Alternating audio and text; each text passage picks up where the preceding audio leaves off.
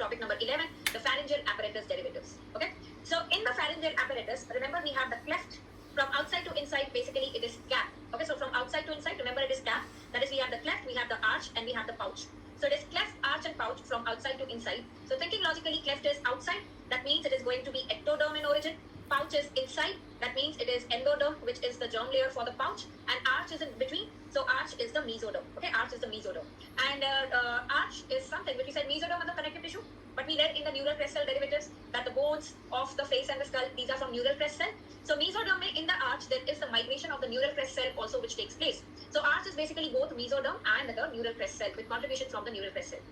Right. So we will first do the cleft, then we will do the pouch, and then we will come to the arch. So easy se start karte hain, and then we will come to more details. So first cleft, it's only the first cleft which has the derivative. Remember that the first apparatus is related to the development of the ear. Right, so that's the development of the ear, the first apparatus that we have, and the ear and basically the jaw, the mandible bone, maxilla, ये सब आता है first apparatus से. So first apparatus defect is the one which is going to lead to the ear defects as well. So first cleft outside, ear में outside that we see is the external auditory canal. External is cleft, so this external auditory canal is the first cleft.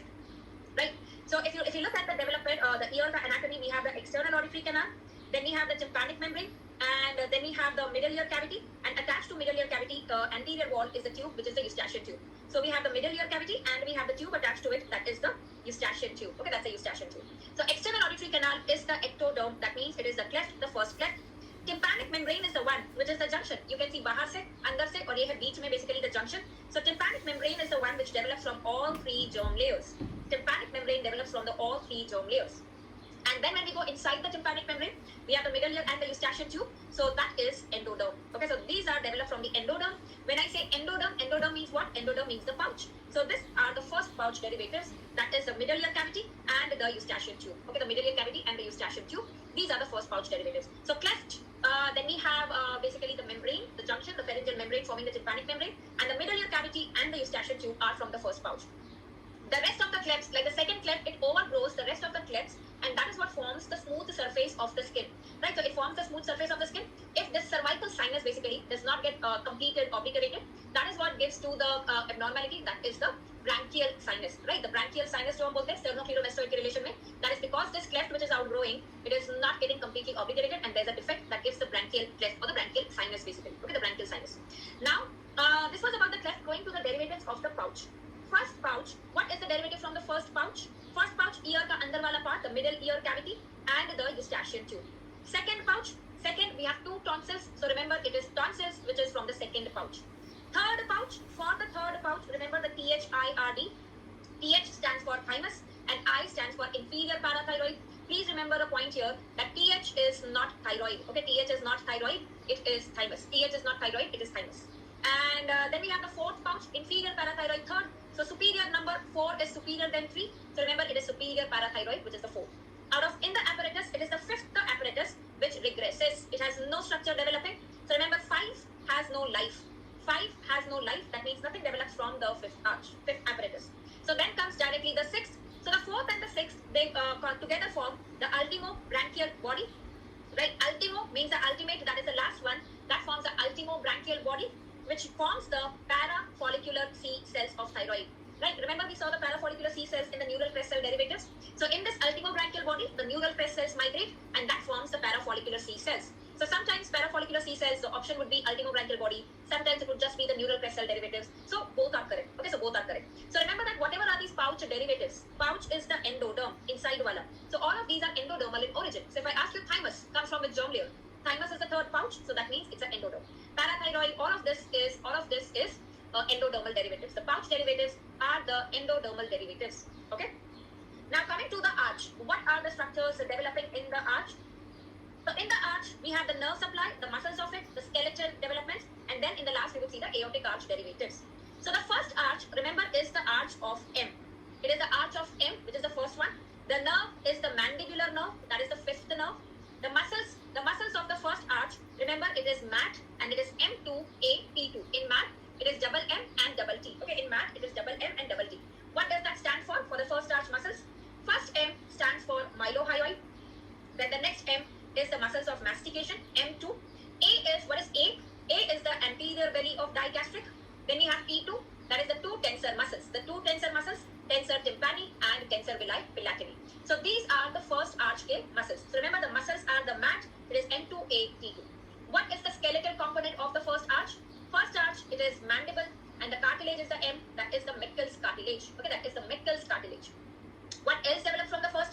we have malleus and incus. The ear ossicles, that is malleus, incus and stapes.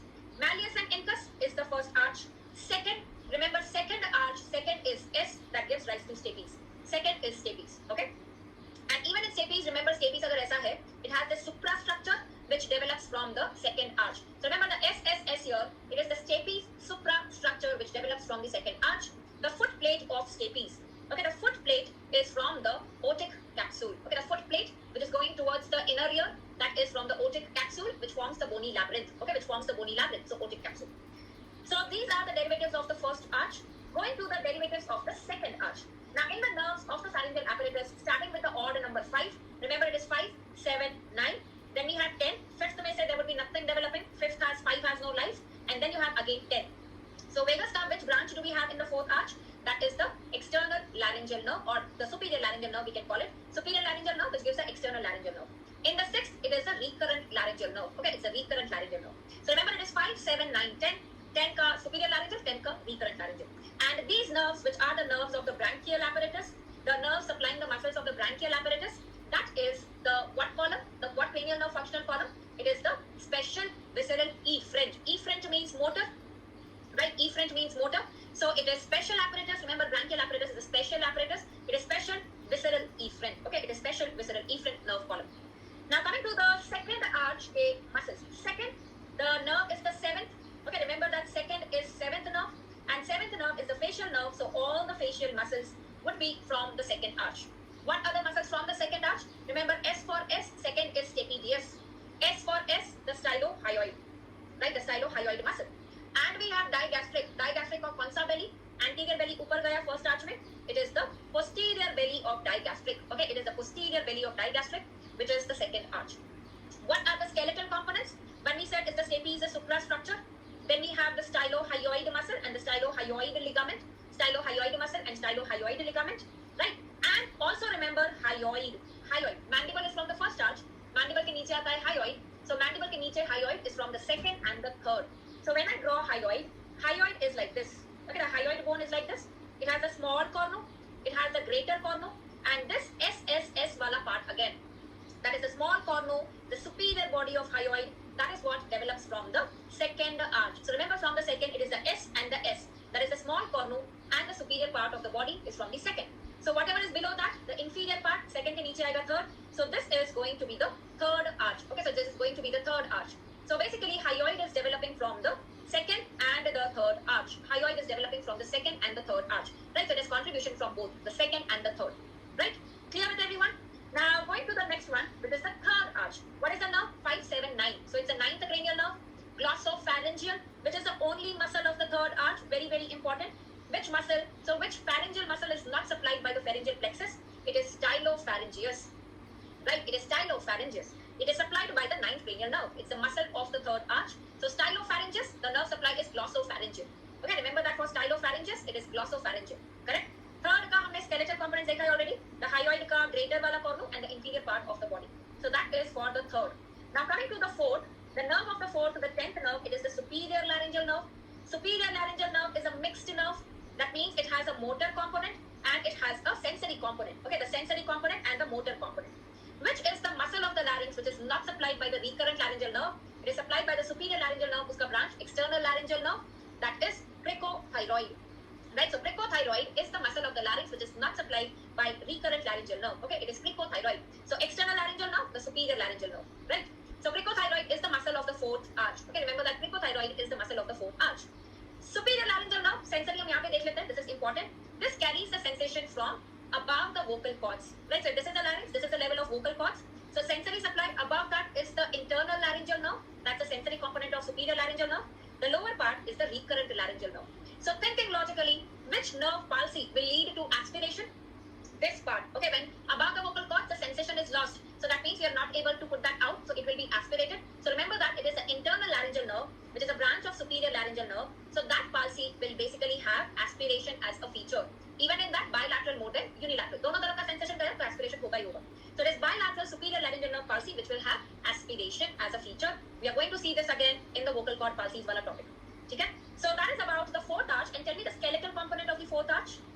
Fourth, हमने देखा mandible हुआ, फिर hyoid हुआ second and third. Hyoid के नीचे जो बड़ा cartilage आता है, fourth वाले में से that would be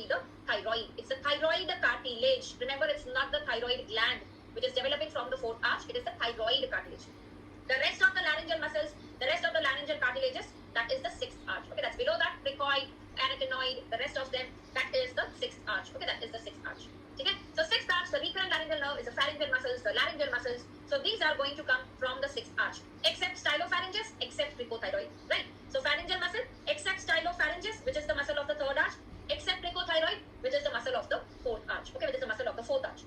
And please tell me what is the action of cricothyroid?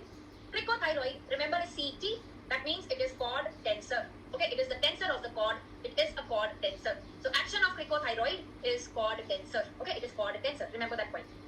Right? So those are the various derivatives that we have seen from the arch. Another previously asked question, sphenomandibular ligament. Sphenomandibular ligament is which arch derivative? So focus on the mandible part. The mandible wala part, mandible is the first arch. So remember, it is the first arch. Okay, it is the derivative of the first arch. Okay? So that was about these derivatives. Okay, that was about these derivatives of the arches. Now going to the defects in the development of this pharyngeal apparatus. At least two important that we should know: the Dye-George syndrome and the Pritchard-Collins syndrome. Okay, the Dye-George syndrome and the Pritchard-Collins syndrome. At least these two are something that we should know. So Dye-George, which is also catch-22. Remember, it's a defect in the development of predominantly the third more than the fourth pouch. It is third alone or third and fourth together. And remember, it is the pouch defect. It is not the arch or the cleft defect. It is a pouch defect. So when I say the third pouch is gone, that means the thymus and inferior parathyroid will be affected. So when the thymus is gone, the T cells would be defective. That means this can present with immunodeficiency. Okay, this can present with immunodeficiency. Inferior parathyroid not there. So this will have hypocalcemia ke features. This will have tetany. Okay, this will have tetany also, hypocalcemia along with immunodeficiency. Think of Dye-George. And the A here stands for abnormal facies. So remember that Dye-George has abnormal facial characteristics, like it is called the fish mouth appearance. The fish mouth appearance along with prominent philtrum. Okay, fish mouth along with prominent philtrum. Those are the facial characteristics that are mentioned. Okay, so that's about the Dye-George. Again, it's a previously asked question. Then we have Pritchard-Collins. So remember, Pritchard, EAR, it affects the ear. So there is ear development defect. So that means this is going to be the first arch defect. First arch defect affecting the ear, affecting the mandible. So that means there will be micrognathia. The hypoplasia of mandible, there would be micrognathia, the ear development defect. That is going to be Pritchard-Collins syndrome. Okay, that's going to be Pritchard-Collins syndrome. Now the next one that we have is the derivatives of the aortic arches. Now coming to the aortic arch. So first, second, third, fourth, fifth, sixth. Fifth is 5 has no life. First is the arch of M. M is what artery? The maxillary artery. It's the maxillary artery. Second is the arch of S. So it is stapedial artery. Okay, it is stapedial artery which generally regresses.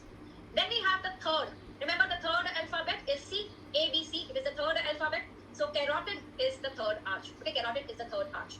Fourth arch ke derivatives on the right side, on the left side. So remember, the arch of the aorta is the fourth arch. It is the left fourth arch because aorta is present on the left side. IVC, SVC is on the right side. So remember that it is the arch is basically okay. Okay, and I will take up your doubt of the hyoid. Give me a minute. Just okay. So someone is telling me there's a lag in the video. Aditya is saying, is everybody facing that? Is everybody facing that? No. Okay. All right. So let's continue setting off the chat again. All right. So what do we have is the left fourth is the one which gives rise to the arch of aorta. Remember, arch, many times in our mnemonics we would see that alphabet A is like 4. Okay, that makes 4. So 4 when I extend, basically it becomes A. So remember, arch is the fourth. It's the fourth arch. And the aorta is present on the left side. So it is the left fourth arch. Right fourth arch. Right fourth, we have 4 limbs. So remember, the fourth arch, the 4 limbs, that is the right subclavian artery. Okay, that is the right subclavian artery has a contribution from the fourth arch, the right fourth arch, and the distal part, the subclavian artery otherwise develops from the 7 intercervical intersegmental artery. Okay. Now coming to the sixth. The sixth arch, aorta के नीचे, if you remember the chest X-ray का image also, अगर ये heart है, उसके ऊपर अगर यहाँ पे aortic knuckle है, तो उसके नीचे the artery which comes, that is the pulmonary artery. So first we have the aortic arch, and then below that we have the pulmonary artery. So remember that pulmonary artery is below the aorta, the fourth arch, that's the sixth arch. Okay, that's the sixth arch. And what else develops from the sixth arch? It is ductus arteriosus. A very, very important question. Ductus arteriosus is from the left sixth arch, not the right sixth arch, it is the left sixth arch. So ductus arteriosus, as the term says, is a duct connecting the two arteries, that is the pulmonary artery and the aorta. Aorta is present on the left side, so ductus arteriosus is derived from the left side arch. It is the left sixth arch. Okay, it's the left left sixth arch. So when I write D, the small d, basically it's a mirror image of 6. So remember D, ductus arteriosus, when I write D, the small d, it is 6. So remember ductus is the 6th arch. It's not the 4th arch, and that too, it is the left 6th arch. Okay, it's the left 6th arch. So these are the various derivatives that we have these are the various derivatives that we have from the pharyngeal apparatus. Let me enable the chat, and guys, any queries here? Any queries here in the derivatives of the pharyngeal apparatus? I hope everything is clear. Which slide, Kapil? This one, the aortic arch. Let me show you that. Agar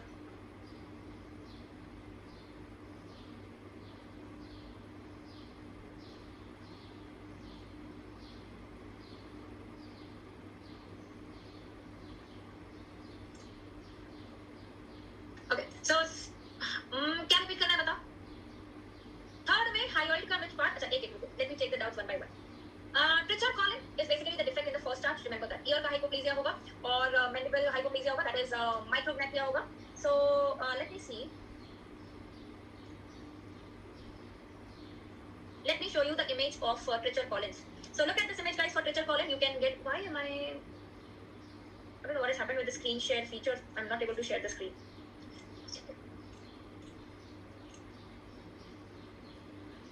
Okay, so I'll just get this image here and show you the Pritchard colons का image based question आ सकता है, and it can be the first arch derivative basically. Right, so look at this one, the Pritchard colon syndrome. It has the ear का defect. It has this micrognathia that tells you it's the first arch का defect. Maxilla, mandible, ear defective है. Eyes are downward, down sloping eyes. That is what we see in Pritchard colon. It is the first arch. Okay, it's the first arch. In the hyoid is like this. So remember that the SSS, small cornu, superior body, is the second arch. The rest of it, the greater cornu, the inferior part of body, is from the third arch. So it's the second and the third. I don't know why the voice is breaking. It's कुछ तो शायद network का problem है.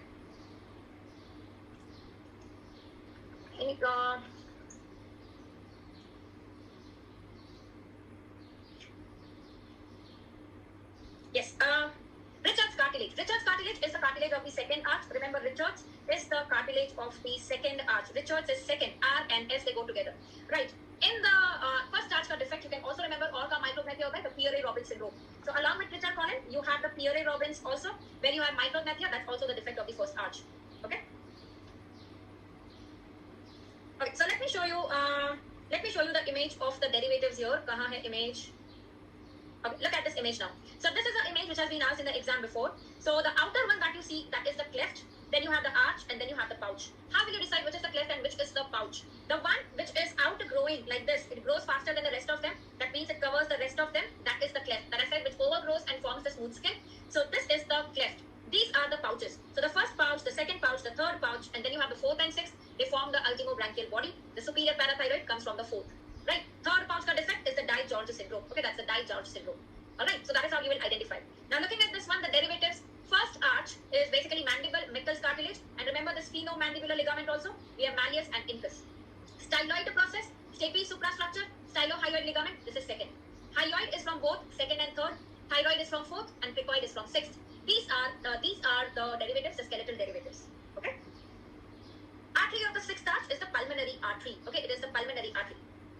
Chalo, let's go to the next topic. Kabhi khatam nahi hone wala hai, I believe. Second arch skeleton is the stylohyoid ligament, the styloid process, the stapes suprastructure, and the Richards.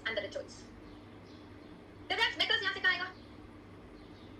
Meckel's is the vitello-intestinal duct which is seen in the ileum, right? Anti-mesenteric border of the ileum, that is the Meckel's diverticulum. So that is the vitello-intestinal duct. It is a remnant of the vitello-intestinal duct. Okay? Alright, so watch the video again if you missed on anything, and if there are any more queries, I want you to watch the video again and then solve the MCQs on this topic. And tomorrow, if you have any more queries on that, please let me know. Dye-George में क्या बताऊं?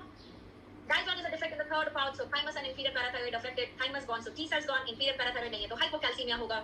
Abnormal facies होती हैं. Cardiac defects. What cardiac defect occurs in Dye-George? It is the defect in the conotruncal septum, right? So the most common is the patent truncus arteriosus. Okay. Directly answer question here, sir. It's a very, very important topic. Try to solve the MCQs. Okay, so let's go to the next topic now, guys. Pharyngeal apparatus ho gaya. Let's go to the next one, the diaphragmatic openings, page number 26 and topic number 15. Page number 26 and topic number 15. Right? So diaphragmatic openings, the mnemonic is IH. That is what we see here, the mnemonic here. I ate 10 eggs at 12. So these are the 10 eggs or घर में बच रहे हैं 12. That means at 12. So I ate 10 eggs at 12.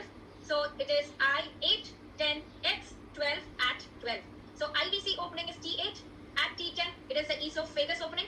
At T12 it is the aortic opening. At T12 it is the aortic opening. So IVC esophagus aorta. I ate 10 eggs at 12. So I T8 T10 esophagus T12 aortic. How do we identify these openings? How do we identify these openings and what are the structures going apart from these structures which are shown in the image? So give me a minute to get a better, a larger image so that we can discuss this.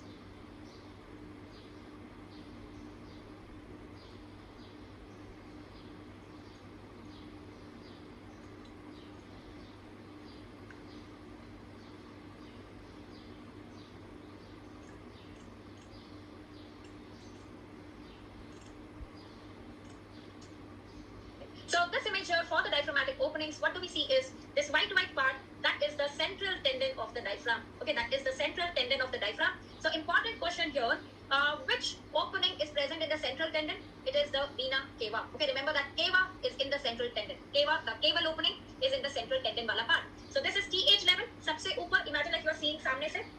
So sabse upar, topmost is T8.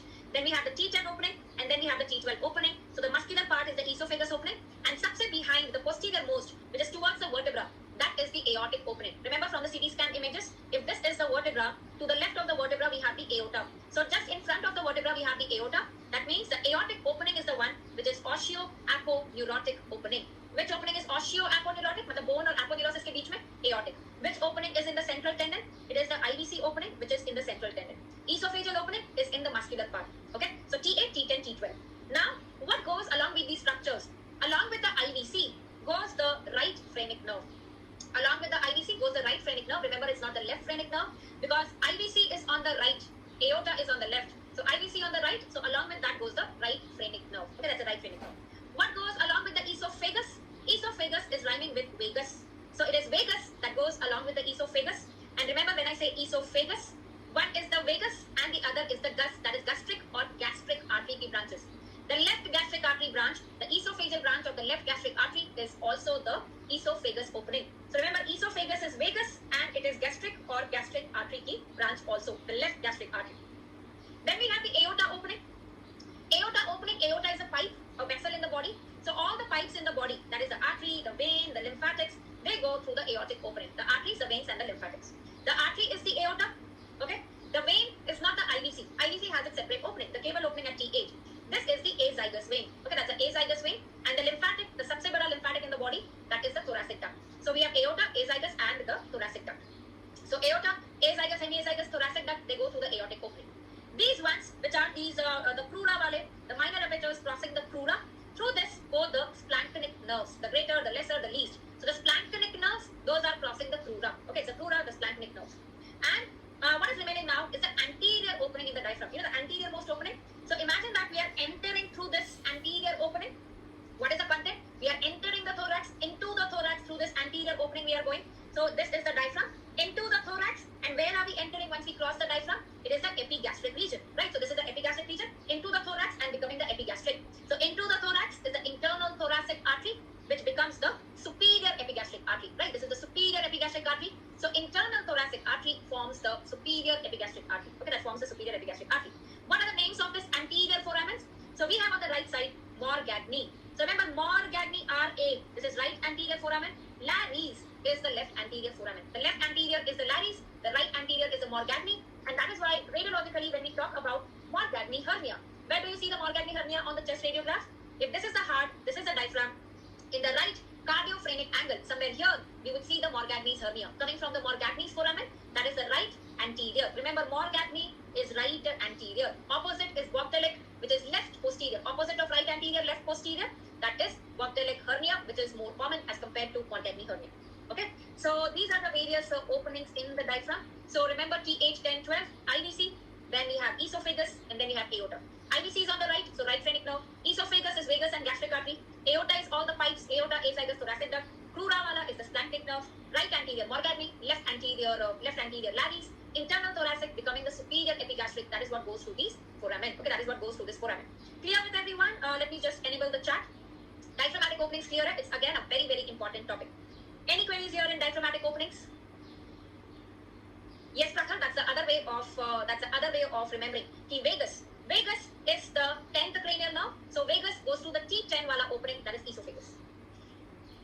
I'm sorry for being such a super fast, but I believe that your exam samne aata hai. I feel that it's my exam and I don't have much time now, so I need to do it fast. Right. The advantage with this platform, like I said, is you can watch the video again. If you don't understand, if there's anything that you missed, unlike offline classes, it's not just one time. You can watch it as many times as you want. Internal thoracic artery is basically going from this anterior opening becoming the superior epigastric. Both azygous and hemiazygous is the aortic opening.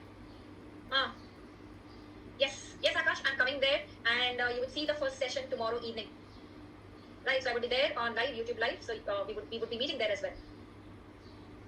Okay. Chalo, next topic pe. Okay, Harivardhan, I'll try to write clearly. I'm sorry for that. I'll be better. I'll try to be better. This is the mark of a good doctor, the bad handwriting, and but I'll try to be a better doctor by the good handwriting. Okay, so let's start with the next one. What is the next topic that we have? Thank you, Monimala, for that compliment. Okay, so easy wala kar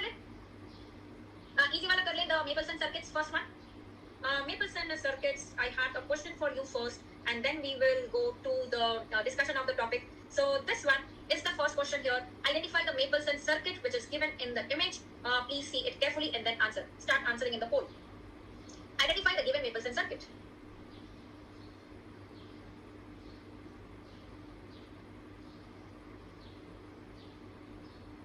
38% got this right. So, I am a bit wicked. If before discussing the topic, I get less, number of students getting it right, I'll be happy, because that tells me that, this will benefit a lot of students. So, I'm wicked in that sense. But after the topic is done, then I don't want anybody of you to get it wrong. Uske baad agar wrong aata hai, I don't get the good poll results, then at the same time, it disappoints me. Okay, so what page number it is? It is page number 230. Mapleson circuits is basically page 229 in the book, topic number 137. So 229 and 230 is the Mapleson circuits. Okay, 229 and 230. Chale, ready with the off mode? Off mode, the chart off mode, not your off mode, the chart off mode. So starting with the Mapleson circuits, and here it goes. Okay, so Mapleson circuit A, Mapleson circuit B, C, D, E, and we have F. Okay, so remember that for Mapleson A, it is APL adjacent. It is only APL which is adjacent to the patient. So remember here, it is only APL adjacent to the patient. So in Mapleson circuits, basically how do we identify the circuit is based on the location of the APL, based on the location of the fresh gas flow, the inlet, based on that, whether the bag is present or absent, based on that we identify. So in A, it is only the APL which is adjacent. That means that the fresh gas flow is distal to the patient. It's coming from a distal end. So if this is the patient end, the mass wala end, APL will be near, the fresh gas would be distal. B is both, B for B, both near to the patient, both means the APL and the fresh gas. C means combined. C means combined, that means same, combined near the patient. So in B and C, it is both which is near the patient, the APL also and the fresh gas also. So how do we differentiate the two? Remember C for combined, C for C. The colligated is absent, not present. Colligated is present in all the Mapleson circuits, but it is absent in Mapleson C. Okay, it is absent in Mapleson C. So colligated absent is Mapleson C. D is for distal. D is distal, so it is distal APL. The APL is going to be distal. Next, what we have E. E is everything absent. E is everything absent. Everything means fresh gas cannot be absent. The fresh gas has to be there. The rest of the two, that is the APL and the reservoir bag, which is absent. The APL and the reservoir bag is absent. Both are absent. Everything absent. F is free flow, which is present. Free flow means that the APL, the valve, the APL valve is absent. Valve is something which controls the flow like one direction only. Here the APL valve is absent. The bag is present. So only the APL valve is absent. The bag is present. Now going to the images here, right? Let's have a look at these images. So what do we see in this image? This is the APL in all the diagrams that you see. This one, which has upar aise dhakkan jaisa, valve jaisa, the cap-like thing. Remember, that's the APL. Okay, that's the APL. So what are we seeing in this first circuit? This is the APL. This is the fresh gas. It is from the patient end. If I go, it's only the APL which is near the patient, adjacent to the patient. Fresh gas is away from the patient. So only APL adjacent. This is going to be Mapleson A. This one, when I see the APL, the fresh gas, both are near the patient. Both near the patient. Corrugated is present in Mapleson B. Then we have Mapleson C. You cannot see the corrugated tube here. So corrugated absent, combined near the patient, that is C. This is the APL which is away from the patient. So distal APL is Mapleson D. Then we have this one where we don't see the bag. The bag is absent. I cannot see the APL anywhere. So E is everything absent. Everything absent. There's no bag there. No bag. Then we have Mapleson F. The bag is present, but I don't see the APL. It is free flow. That means the APL is absent in the Mapleson F. Right? So in Mapleson F, it is free flow. The bag is present, but the APL is absent. Okay, the bag is present, but the APL is absent. So if we go back to this table as well, the previous page, page number 229, look at the characteristic features. Fresh gas flow inlet. In all of these, it is near the patient, near the patient, near the patient. Everything is near the patient except Mapleson A, where it is near the bag. That means it is distal from the patient. So in Mapleson A, only the APL is adjacent to the patient. Only APL adjacent. The fresh gas is distal. Right? Mapleson B. What do we have in Mapleson B? Both near the patient. Corrugated is present. We don't use Mapleson B now. B अभी बंद हो गया. ऐसे याद रखो कि B use नहीं. C. Corrugated absent is only in C. Rest everywhere the corrugated tubing is present. D is distal APL, right? Distal away from the patient. Here it is near patient, here it is near patient. APL is going to be absent in E and F. Because in E everything is absent, so APL absent. In F it is free flow, so the APL is absent. E is everything absent, so that means the bag also and the APL also both are absent. So only in E you would see that the reservoir bag is absent.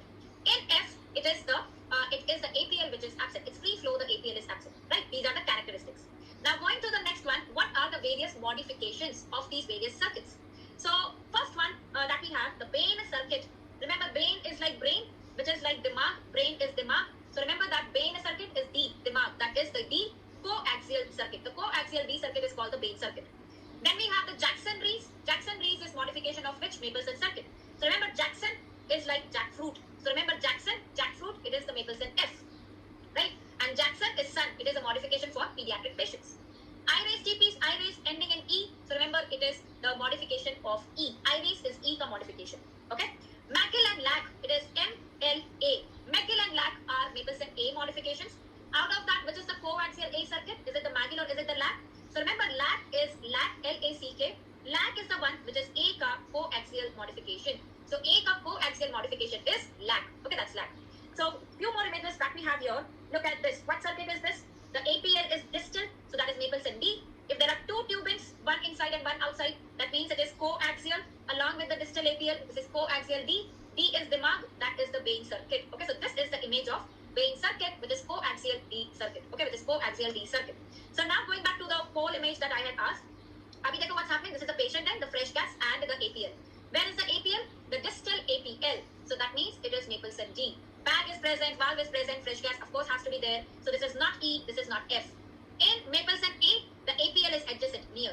In Mapleson B, both are near the patient. So this is Mapleson D. Okay, this is Mapleson D. Right? So done with the Mapleson circuits. Any queries here, guys? Just remember the mnemonics. That helps you to remember the Mapleson circuits. Okay, A to F.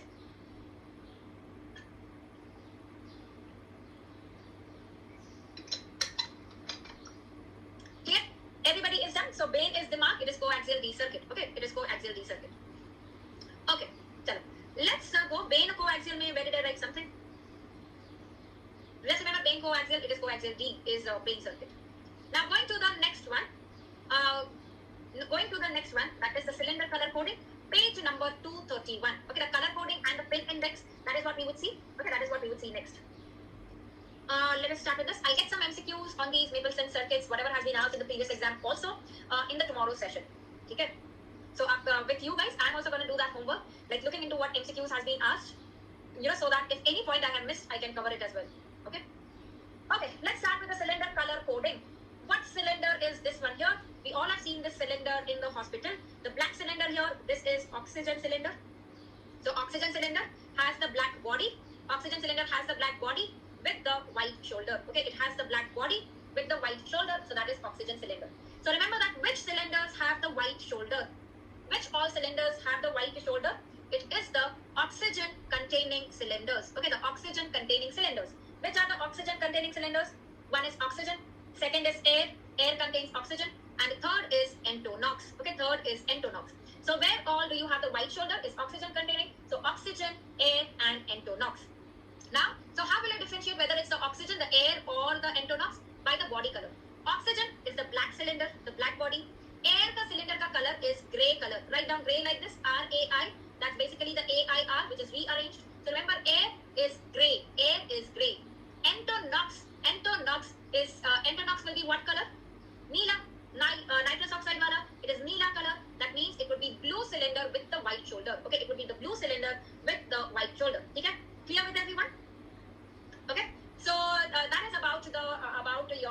white shoulders wale cylinder.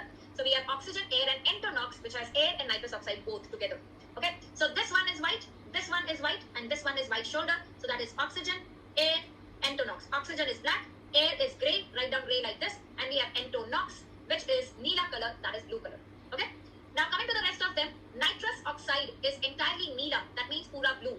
Blue body with the blue shoulder, that is nitrous oxide. Then we have the CC wale, the cyclopropane and the carbon dioxide. So remember, cyclopropane is like cyclical fruit, the round fruit. Cyclical fruit, that's a round fruit that is orange. The round and round cyclical orange is orange. Cyclopropane is orange.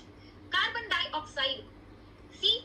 Okay, again in our mnemonics we would see that C is similar to G. When we write C, and that is how it is G. And I remember this because when अभी कायदा का जब writing चालू हुआ था alphabets, that is how I teach her कि पहले C बना, sleeping line, standing line, that is what makes the G. Right? So remember C is similar to G. So remember carbon dioxide, it is grey color. Okay, that is grey and grey. So it is all grey.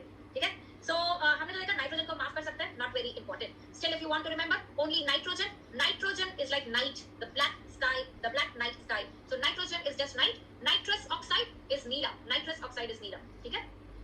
So these are the various cylinders, and also remember, in addition to this, add to the list this brown color cylinder, which is helium. So remember that, meet this person. Imagine you are meeting, you are a third person, you are telling, meet this person, he is Mr. Brown. So helium, he is Mr. Brown. So helium is brown color. Okay, helium is brown color. So what is this one? Let me start the chat. Tell me what is this one. The orange is cyclical. So it is cyclopropane. Okay, it is cyclopropane. Entire grey color, grey, CG, that is carbon dioxide. The black with the white, that is oxygen cylinder. Pura neela, blue color, neela is nitrous oxide. Okay, neela is nitrous oxide. ठीक है, बाकी वाले में confusion मत करना, because there are various standards which are followed India में and outside India, UK वगैरह में अलग है, but remember this table. Okay. Alright, so this is about the color coding of the cylinders. Everybody is clear with the color coding? So white shoulder is oxygen containing. Oxygen, air, entonox. Oxygen black body, air is grey, entonox is neela. Rest everything orange, cyclical, cyclopropane, carbon dioxide grey. He is Mr. Brown, and that is what you need to remember. Okay? I'm not going into any politics. Alright. Next topic in anesthesia. So now we have done the color coding. Now going to the pin index. So going to the pin index, यहाँ पे start करते हैं. Okay, so in the pin index, the one cylinder which has just single number wala pin index, remember that is entonox. When I write entonox, remember 1, 2, 3, 4, 5, 6, 7. It is 7 letters, so it is entonox is 7. It's a single number. So you are seeing that this one only, there are not that 2 dots there. So that is why it's a single wala, single is entonox. Rest of them is the double numbers. Okay, rest of them is the double numbers. So now, starting with what is the entonox हमने बोला 7. बाकी किसके number में and में pin index में you have dash like 1 5 2 5 3 5 and then we have 1 6 2 6 and 3 6. So remember that the 6 wale, the pin index which is 6. So 6 is like 6. Remember 6 is C. So that is the C wale cylinders, that is carbon dioxide and cyclopropane. Okay, carbon dioxide and cyclopropane is 6 6 wale. उसमें से 1 6 2 6 is carbon dioxide depending on the concentration, and 3 6 is cyclopropane. Okay, cyclopropane is 3 6. 1 5 2 5 3 5, not 3 6, this is 3 5. So the rest of them, air. Air is starting with A, so remember it is 1 5. Okay, it is 1 5. Oxygen, O2. O2, oxygen is 2 5. Then we have N2O. That means यहाँ पे N2 है, O1 है, 2 plus 1. It becomes a total of 3. So N2O is like NNO, 3 alphabets, so it is 3. Oxygen O2, so it is 2 5. So here, air is going to be 1 5. Oxygen, 2 5. Nitrous oxide is 3 5. CC wale are going to end in 6. Carbon dioxide, 1 6 2 6. Cyclopropane is 3 6. So remember the CC wale is 6. They have their pin index which is ending in 6. So remember that is 1 6 2 6 and 3 6. And so if I ask you the question, there is a cylinder. Let me enable the chat and answer in the chat. There's a cylinder which is grey body with white shoulder. What will be the pin index of the cylinder? Grey body with white shoulder. Very good. That was pretty quick. Prakar, Rishabh, they are correct. It is going to be 1 5 because white shoulder, oxygen, air, entonox. If it is grey, it is air. So air is 1 5. Okay, air is 1 5.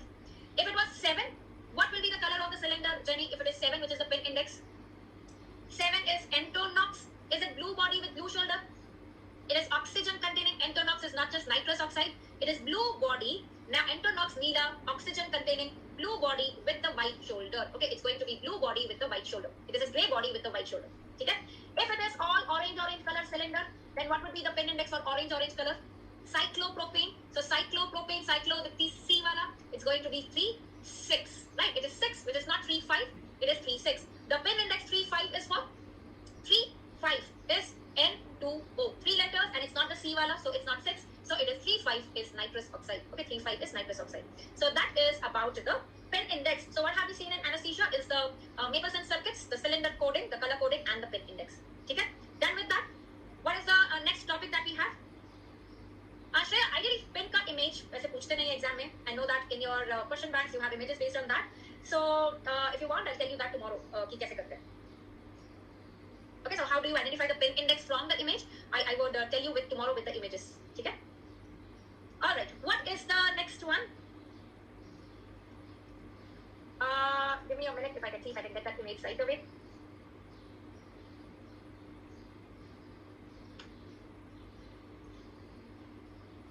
So should I show you the image of the pin index? Like, you know, I do receive that query very frequently. Give me a minute to take the image.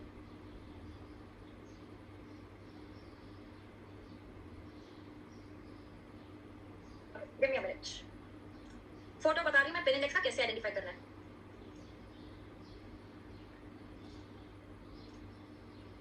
Right, so look at this image here. Suppose you get the image and you're asked identify what cylinder it is. सबसे easy is Entonox. Easy life. Entonox is easy. It is just one that you would see. So that is the pin index 7. Okay. Now the next one that we have, how do we identify? Look at these dots that indicate the pin index. So when this dot is touching this line, okay. So remember that's basically the first one here, the left side. This is 1 when it is touching the line. When it is just thoda sa under medial to that left line, then it is 2. When it is like almost in the middle, then it is 3. Okay, then it is 3. So 1, 2 and 3. So basically this is the first line. So this is going to be 1. Uske baaju mein 2 and then it is going to be 3. Next one on the right side number. So हमको 1, 2, 3 देखना है left में. And then we have the next one that is then starting from 6. The right one, if it is touching the line, then it is 6. उससे थोड़ा सा अंदर होगा. So then it is going to be 5. Okay, then it's going to be 5. And so that is what you would have, right? You don't have 4 anywhere. It is 1, 5, 2, 5, 3, 5, or it is 1, 6, 2, 6, 3, 6, right? So touching the line is going to be 6, and then uske under it is going to be 5. Okay. So next one I'll tell you. So on the right side, if it is touching the line, it is the last number that is 6. Uske under hai, to wo hoga 5. Okay, wo hoga 5. So look at the images here. I'll erase this so that we can identify the various cylinders with the pin index. So when it is touching the line, the right side, you know that it is number 6. So that means what are the possibilities 6 wala? Either it is carbon dioxide or it is cyclopropane. Carbon dioxide 1626, you see that the first line is touching the line. So this is 1 number and this is 6 number. So 16 is carbon dioxide. That is why this is carbon dioxide. Okay. This line is not touching the right side line. That means it is not 6. That means it is 5. This line on the left side is touching this line. So that means it is 1. So 1, 5 is what cylinder? It is air. Okay, that's air. This one here, what are we seeing? Is it touching the line on the right side? No. So it is 5. This one, यहाँ पे आएगा touching the line 1, then we have 2, and then it's right in the middle. So that is 3, 5, that is nitrous oxide. This one medial 2, this one medial 5, so oxygen is 2, 5. Okay, oxygen is 2, 5. So clear with everyone? How will you identify from the image? So remember this, 1, 2, 3, and then you have 6 and 5. Line को अगर touch कर रहा है, then it is 1, 6, that is carbon dioxide. Okay, that's carbon dioxide. ठीक है? Images हो गए? Now going to the next one, basal ganglia. ठीक है? Basal ganglia वाला कौन सा है? What page number is it? What page number is it? Right, thank you. So that is thank you, Kinjal and Alfia. That's page number 33. Topic number 18, that is basal ganglia circuit. Okay, there has been a question on this in one of the recent INICET exam like last year as well. So this is important to know about the basal ganglia circuit. Right, there's the story of the basal ganglia circuit. So tell me, in the basal ganglia circuit, which is the main input in the basal ganglia circuit? Which basal ganglia is getting all the input from everywhere, from the cortex, the thalamus, substantia nigra? What is the main input in the basal ganglia? Correct. That is the striatum. Okay, that's the striatum. Striatum basically is made up of caudate and putamen. Striatum is made up of caudate and putamen, right? Then we have, which is the main output from the basal ganglia? Which is the basal ganglia which is getting the output from the basal ganglia? What is that? Which basal ganglia is the output? Caudate or putamen. यहाँ पे हो गए. So बचा कौन सा? Globus pallidus. So which globus pallidus? Interna or externa? It is GPI. It is GPI which is sending the signals out, and along with GPI we have substantia nigra, pars reticulator or pars compacta. What do we have along with GPI? The pars reticulator or the pars compacta. Remember, it is SNPR. Okay, it is SNPR which is getting the output from the basal ganglia. ganglia along with GPI. So this output from the GPI SNPR, where is it going? From the basal ganglia, where does it go? This output goes to where? What structure? Very good. That is thalamus. Okay, that's thalamus. Which nucleus of the thalamus it is? Which is controlling the movements, basal ganglia connection? It is ventrolateral, ventroanterior. Ventrolateral and ventroanterior. The VL and the VA. Okay, the VL and the VA. ठीक है? और thalamus से फिर finally कहाँ जाता है? Thalamus PM office. PM is the premotor. So PM office कौन सा है? The premotor cortex. Okay, it goes to the premotor cortex. So in this basically the circuitry, imagine that this basal ganglia circuitry is like a city that we are entering into. Again, I'll get a bigger, better image of these basal ganglia circuit wala drawing. Let me get it here.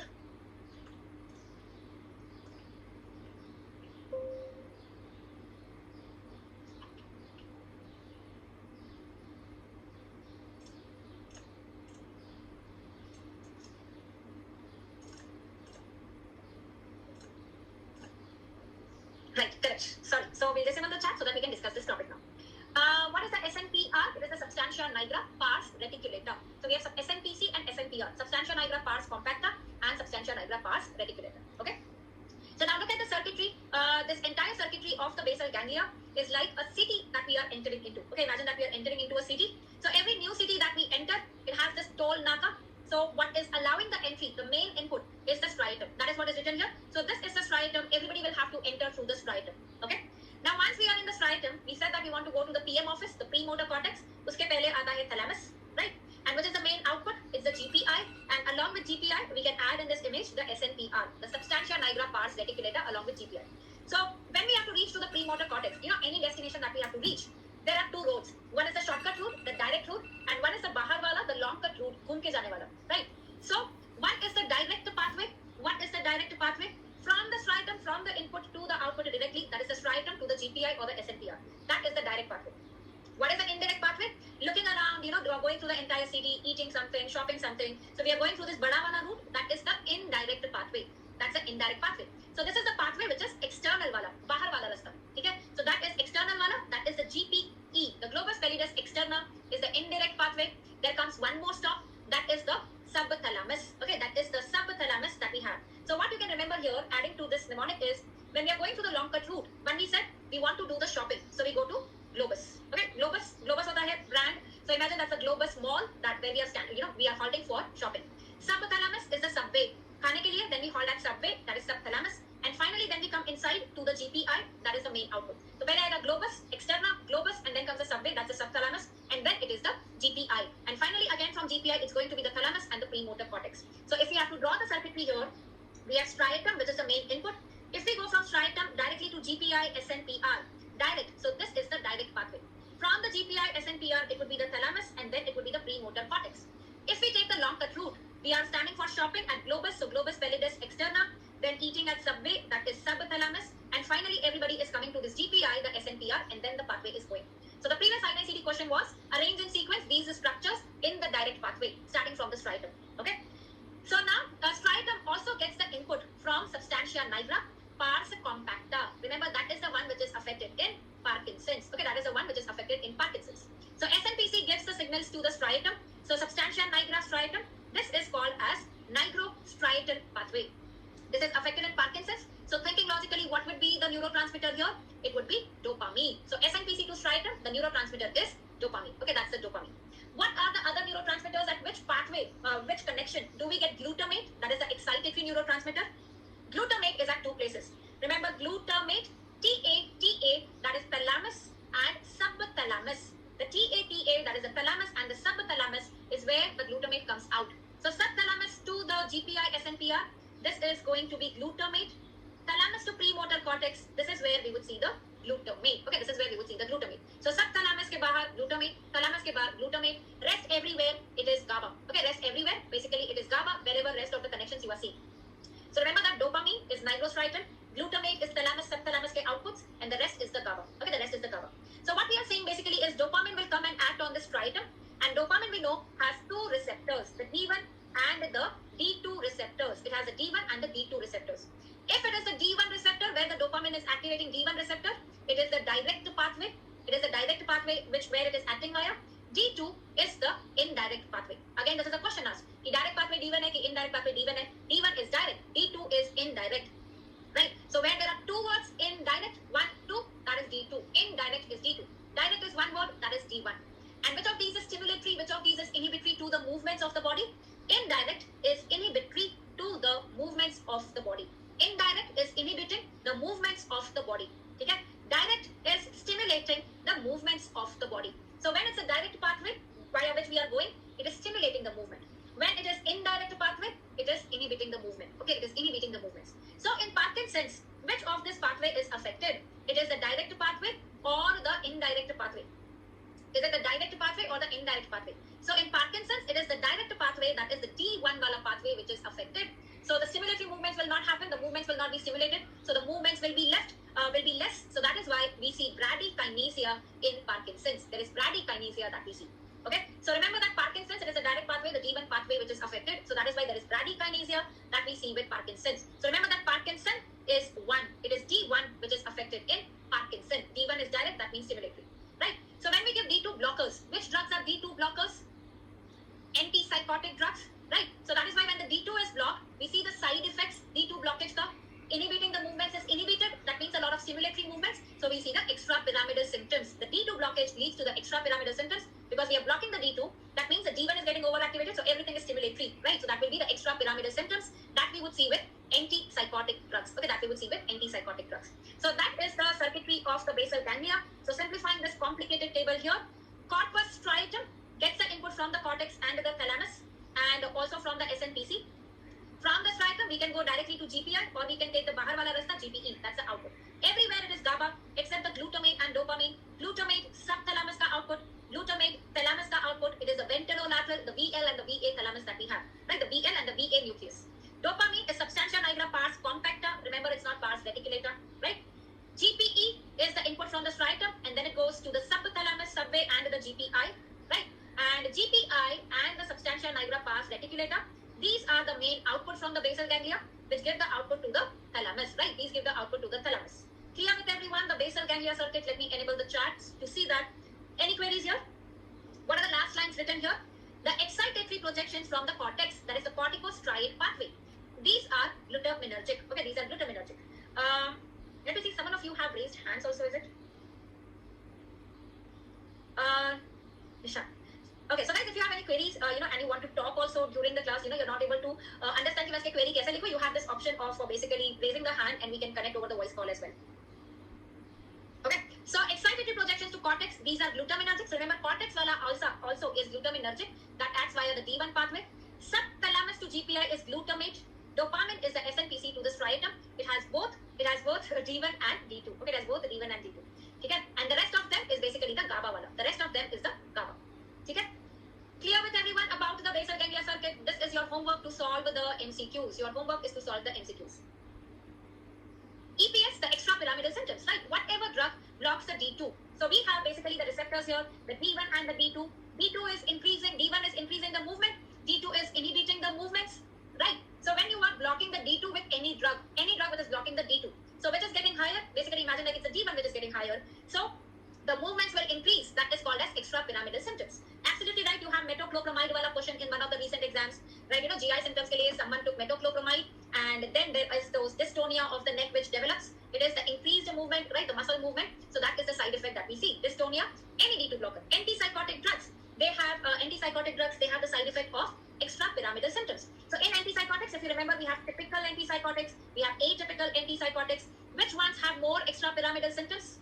The typical or the atypical? The typical. Why? Because they block the D2. Okay, why? Because they block the D2. Atypical, D2 ke alawa, D2 is less, there are other receptors which it acts on. So the more the D2 blockage, the higher would be the extrapyramidal symptoms. Right? Got the concept, everyone? Yes, absolutely right. Anshu, so this pathway helps us understand that how the movements are being controlled in the body. So what lesion, which lesion will lead to what in the body, like Parkinson's. We understood why Parkinson's has bradykinesia because of the circuitry. It is the D1, the stimulatory pathway, which is affected. That is why there is bradykinesia. Okay. GABA and glutamate, ये वाला slide देखना है आपको?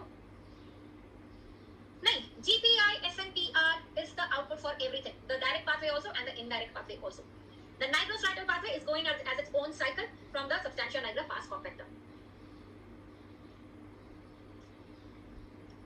Chalo. Anything else? The slide which I wrote, this one. Okay. Right. So we are done with this topic. What is the other topic that is remaining for today's target that we had for this session? नहीं, इसमें नहीं था ना? नहीं, the one that I shared was the site of lesion. Site of lesion वाला. So quickly करना है या फिर we'll do it tomorrow morning. I can get the indirect signals here. That is enough for today. I know too much of overload here, so we'll do it today. No problem.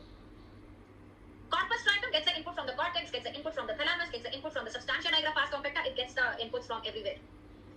Okay. Story mnemonic explain करूँ ये तो circuitry है कि basically story mnemonic क्या है? This is the CT, the entire CT. Our target is to reach the premotor cortex, the PM office. We have to go via the toll naka, which is the striatum, the main input. We can go directly to GPI, that's the direct pathway. We can घूम फिर के आ सकते हैं. We can take a longer route, do the shopping from the globus externa, eat at subway, that is subthalamus, and then come to GPI, which will then give the output from the basal ganglia. Along with the GPI is the SNPR, and then from here, from the basal ganglia, the output is going to thalamus, the VL and the VA nucleus, and then it is going to the premotor cortex. Okay, that is what is the circuit. SNPR, SNPC, remember that. The SNPC, I've written it here to help you remember that this is the senior police constable who is standing at the input of the toll naka. So that means this is the one which will take the input to the striatum. SNPR is the one which goes out along with the GPI, that is the output. So SNPC is the one which is connected with the striatum, that's the toll naka. The senior police constable, that is connected with the striatum. So that's a nigrostriatal pathway. So if you have a question that nigrostriatal pathway, is the nigro and the striatum. What nigro it is? It is pars compacta, not the pars reticulata, and it is going to the striatum. That is what it is. Okay? All right, so that is for today, and let me tell you the topics for tomorrow. What are the topics for tomorrow? So the topics for tomorrow, I cannot share the screen somehow. I don't know why. So the topics for tomorrow are the physiological topics, so hormones, second messenger, the respiratory flow volume loop, spirometry, GIT hormones, and along with that, we would do the personality disorders. So these are the topics for tomorrow. So physiology वाले topics हैं, hormones, second messenger, GI hormones, respiratory वाले, and we have the personality disorders. Right. Site of lesions, yes, Prakhar. Even that is remaining, so site of lesions also will be done tomorrow. Right. So that was for today, guys. MCQs, yes, tomorrow for sure I'll get it. Morning वाले session में, ठीक है. So कल पक्का MCQs लेके आएंगे जितने हमारे topics हुए. Site पहले करवाएंगे क्योंकि बेसल गैंग्लिया हुआ तो पहले site करवाएंगे. The site of lesions. ठीक है. Thank you so much, everyone, and goodbye. Take care and keep studying, keep revising, and keep winning. Thank you.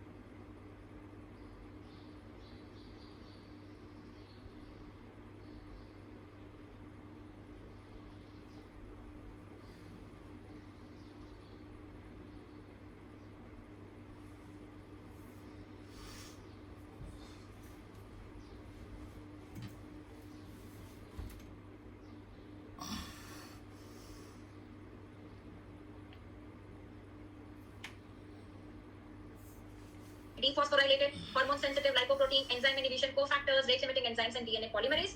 Then it would be about the vitamins wala part. Okay, the vitamins wala part is what we are going to see. Okay, so that's the plan for the next 2 sessions, and that is about the today's session. Biochemistry basically is what we are going to start with next. Okay? Thank you so much, everyone, and goodbye. Take care, and keep studying, keep revising, and keep winning. Yes, Kritika, basophils is flat. IP3 is hypothalamus and posterior pituitary. Remember that. Queries before we go ahead, and yes, there are MCQs to be discussed. I've got some MCQs, thankfully, for the today's session, but my laptop, I don't know what's the problem. Just give me a minute. And also, I had shared today the mnemonic of the day. Did you guys watch that on my YouTube channel?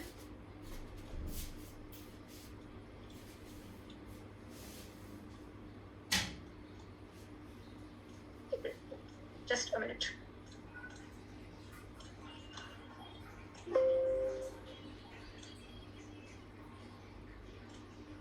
Right, so athetosis, earthetosis is globe. That is what we got. That's the 2-minute videos. Right, the mnemonic of the day are just hardly a couple of minutes videos and very, very high yielding. So let's solve about 2 to 3 MCQs now, then few at the end. I want to see how many of you retain whatever we are learning. So this is your first question. Please have a look at this question, and then I will be starting the poll, and here it goes. Please start answering.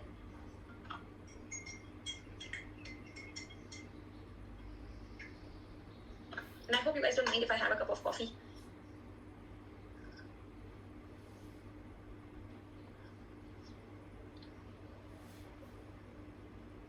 Why it is 60%, 59%. I told you that if after discussing the topic, then the poll results are not good, then it's disappointing. Prashant is leading, then we have Kaveri, Hema, Garima, Rishabh. No poll. So see, this one. Do you remember this image that we had seen? And this is the lesser wing of the sphenoid, chota wing. This is the greater wing of the sphenoid. In the lesser wing, what do we have in the lesser wing, guys? Quickly tell me what is there in the lesser wing. Lesser wing has optic canal, right? That's the optic canal. What is present at the junction of the lesser wing and the greater wing? It is the superior orbital fissure at the junction. So FROS. Frost was the mnemonic, frost. So FROS. You can see that bada oval foramen. That's going to be foramen ovale. Okay, that's going to be foramen ovale. So this is foramen ovale. Does maxillary nerve go through foramen ovale? Maxi rotating. So it is foramen rotundum, right? So obviously, foramen rotundum se jayega maxillary nerve. So maxillary nerve will not pass through the foramen ovale. So I know that the rest is definitely something which I will not think about, because I'm very sure that maxillary nerve is foramen rotundum. So mandibular nerve, trigeminal nerve, motor root, mandibular nerve matlab pura, lesser petrosal nerve, ovale is male. So the lesser petrosal nerve, mandibular nerve, that is foramen ovale. Okay. So option rule करके करना, जब पता है कि maxillary nerve rotundum से है, so you are dead sure कि ये answer होने वाला है. Then do not overthink about the rest of the options. Always remember that. Okay. Going to the next one. So you see this question in 2015. Meckel's cave is related to which of the following? अभी ये तो सब लोग you have to do it right.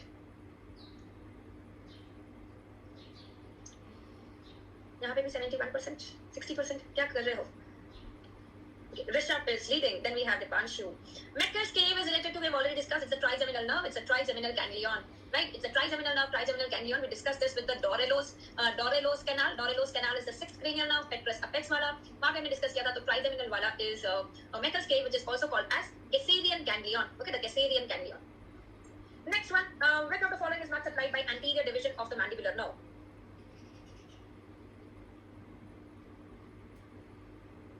So from the muscles of mastication, which of the following is not supplied by the anterior division of the mandibular nerve? 53%, guys. Please revise after every class. Keep revising till it goes into your subconscious mind. किसी नींद में से भी उठा के पूछा तो I'll be able to answer. So Kaveri is leading, then Divyansh and Riya. Remember, in the muscles of mastication, we discussed that medial pterygoid is directly from the trunk. So the main trunk of the mandibular nerve, it supplies the muscles. Remember, the main trunk supplies M for M, that is the medial pterygoid, and the other muscles are the tensor muscles, the tensor tympani, the tensor villi palatini, the tensor muscles, which we said are the derivatives of the first arch, right? The first pharyngeal arch, jiska nerve hota hai fifth nerve. So these are supplied by the main trunk. The rest of them, temporalis lateral pterygoid massacre, is the anterior division. Okay, that is the anterior division, right? Next one, last question, and then we'll do the rest at the end. What do you think would be the answer to this one?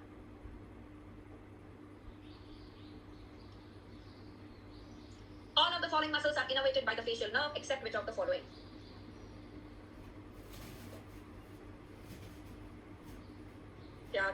Share the leaderboard. Kaveri is leading. What are you doing? Right. So all of the following muscles are innervated by the facial nerve, except whenever there is a question like this, facial nerve is facial muscles, and I also know that facial nerve, the 7th nerve, is the nerve of which arch? 7th nerve is the nerve of second arch. So I'll try to see that which of these muscle is not a muscle of the second arch. So I know that anterior belly of digastric, this is the muscle of the first arch, right? So that is why this is supplied by mandibular nerve, because for the first arch it was M2A-T2, right? Masseter, then medial pterygoid, you have the muscles of mastication, mylohyoid, anterior belly of digastric, the tensor muscles. Posterior belly is by the seventh nerve because it's the second arch. Anterior belly is fifth and posterior belly is seventh. First arch, second arch. Okay? Clear with everyone? So I hope this gives you an insight that how practicing the MCQs is equally important even after you read the theory. Okay, even after you are done with the theory. Okay. Now, starting with the topic for today, the first topic that we would be doing is, कल हमने basal ganglia circuit पे end किया था. So first we will be doing is the basal ganglia, the disorders, the site of lesion. That is page number 35, topic number 19 in the magic book. So page number 35, topic number 19.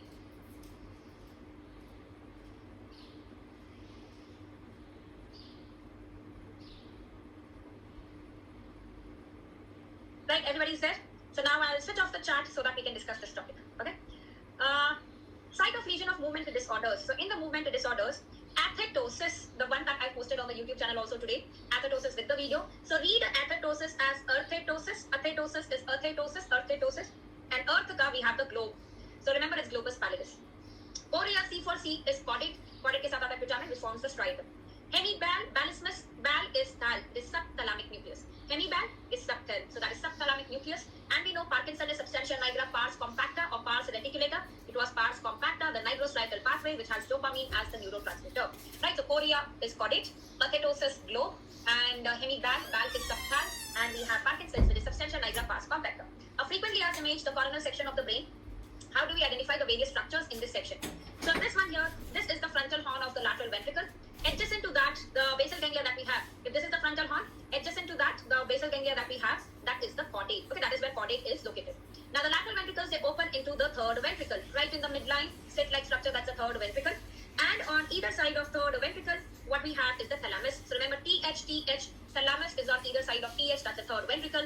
Third ventricle is a cavity of diencephalon. Okay, it's a cavity of diencephalon. Thalamus ke paas mein diencephalon. Then we have the midbrain coming in, where the black part is the nigra. Nigro means black, so that is substantia nigra.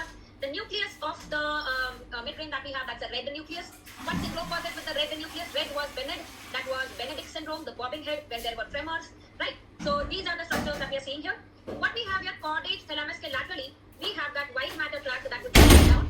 That is the internal capsule which is going down, internal capsule going down. So this is where lateral to this we will have the internal capsule. And internal capsule ke laterally, the basal ganglia that we have, that is the lentiform nucleus. Lentiform nucleus made up of globus and putamen. Globus medially, putamen laterally. Okay, so that is what forms the lentiform nucleus. Lentiform ke andar internal capsule, lentiform ke bahar external capsule. And then the outermost here, the cortex that we see here, lateral to the lentiform nucleus, this cortex that we see here, this part of the brain, this is called as insula. Okay, this is called as insula. Okay, this is the insula. Previously asked question, identify the insula. And this fissure here, insula jiske aaju baaju mein hai, that fissure is the Sylvian fissure, which has the branches of which artery? The middle cerebral artery. It comes and turns over the brain. It ends here. It contains the M3 branches of the middle cerebral artery. Okay? So caudate is here, adjacent to the lateral horn of the frontal ventricle. Caudate is there, globus pallidus, putamen is here, right? And then we have the thalamus here, which is adjacent to the third ventricle. And these are the various sites of lesions of the movement disorders. Okay, these are the various sites of lesions of movement disorders. Right, so everybody is clear with this? The site of lesion of movement disorders, any query here? Chorea, caudate, earth, globe, athetosis is globus, and hemibal is subthal. It is subthal. Okay? Clear with everyone? So Sylvian fissure is this one. Adjacent to that, the part of the brain that we have, that is the insula. और उसके यहाँ पे रहेगा basically the lentiform nucleus, which has the globus and the lentiform, the globus and the putamen. ठीक है? Substantia nigra is the black part in the midbrain. So wherever you see that black part, that is basically your substantia nigra. Sublentiform, retrolentiform, those are the parts of the internal capsule, right? Sylvian fissure contains branches of MCA, the middle cerebral artery. The Sylvian fissure contains the branches of the middle cerebral artery. The blue line here in this image, this is the internal capsule which is going in between the caudate thalamus एक side पे, caudate and thalamus on one side, and you have the lentiform nucleus on the other side. बीच में से जाता है internal capsule. Okay. What separates globus pallidus externa and interna? I don't know exactly. What separates globus pallidus externa and interna was that? Honestly, that was a question, or it was something else related to claustrum and the external capsule.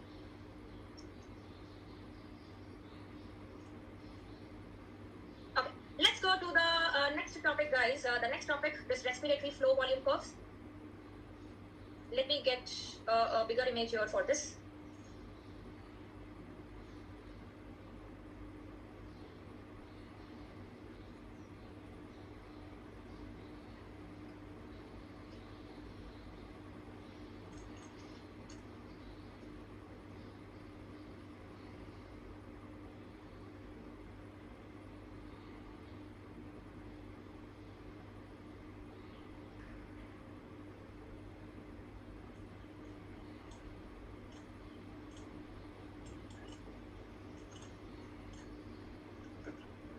Okay, so the first one, the dynamic flow volume loops. Now these are the three loops so that we can see here. Let's say this is loop A, this is loop B, and this is loop C. If loop A is the normal curve, okay, loop A is the normal curve, then the one which is shifted to the right and the other is shifted to the left. The loop shifted to right, the loop shifted to left. So remember the rightward shift, right shift is restrictive. So restrictive shifts the curve to the right.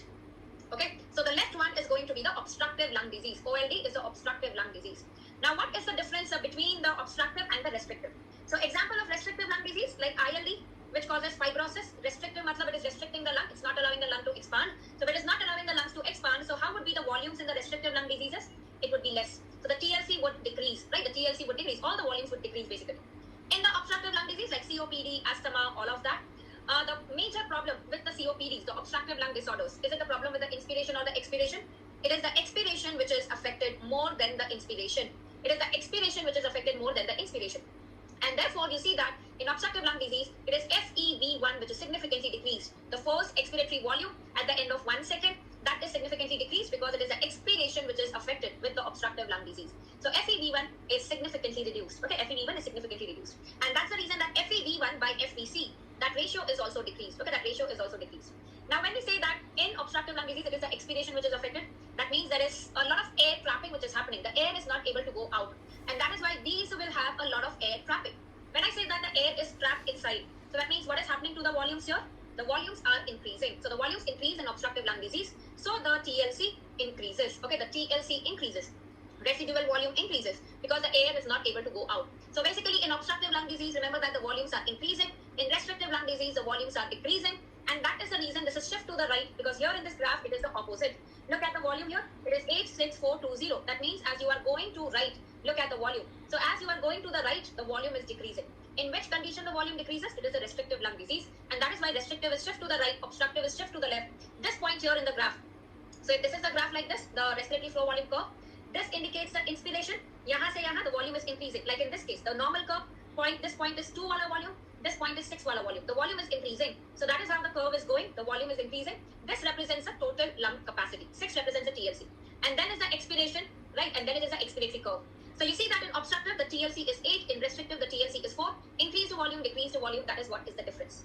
Another point that we see in this graph is, look at the obstructive graph. Obstructive mein, you see this expiration wala pathway that is affected. It is not following the same curve like normal. It is like more prolonged, right? So this is the expiration which is affected. So in obstructive, you would see the graph going like this. Restrictive is going to be normal. Okay, the restrictive is going to be normal. It is just that in restrictive, the volumes are decreased. In obstructive, the expiration is also affected, right? So obstructive, shift to the left, volumes are more than normal. FEV1 decreases. So FEV1 by FVC decreases. Restrictive, the curve shifts to the right, volumes are less than normal. FEV1, FVC both decrease proportionately. That is why the FEV1 by FVC is normal or maybe increased, but it is never decreased in restrictive lung disease. Example, ILD, like even asbestosis causes interstitial lung disease. This is like asthma, COPD. These are the obstructive lung conditions. Okay, these are the obstructive lung conditions. That is the first part of the graph here. Now going to the next one. Let me get the image of the next part of this flow volume curve.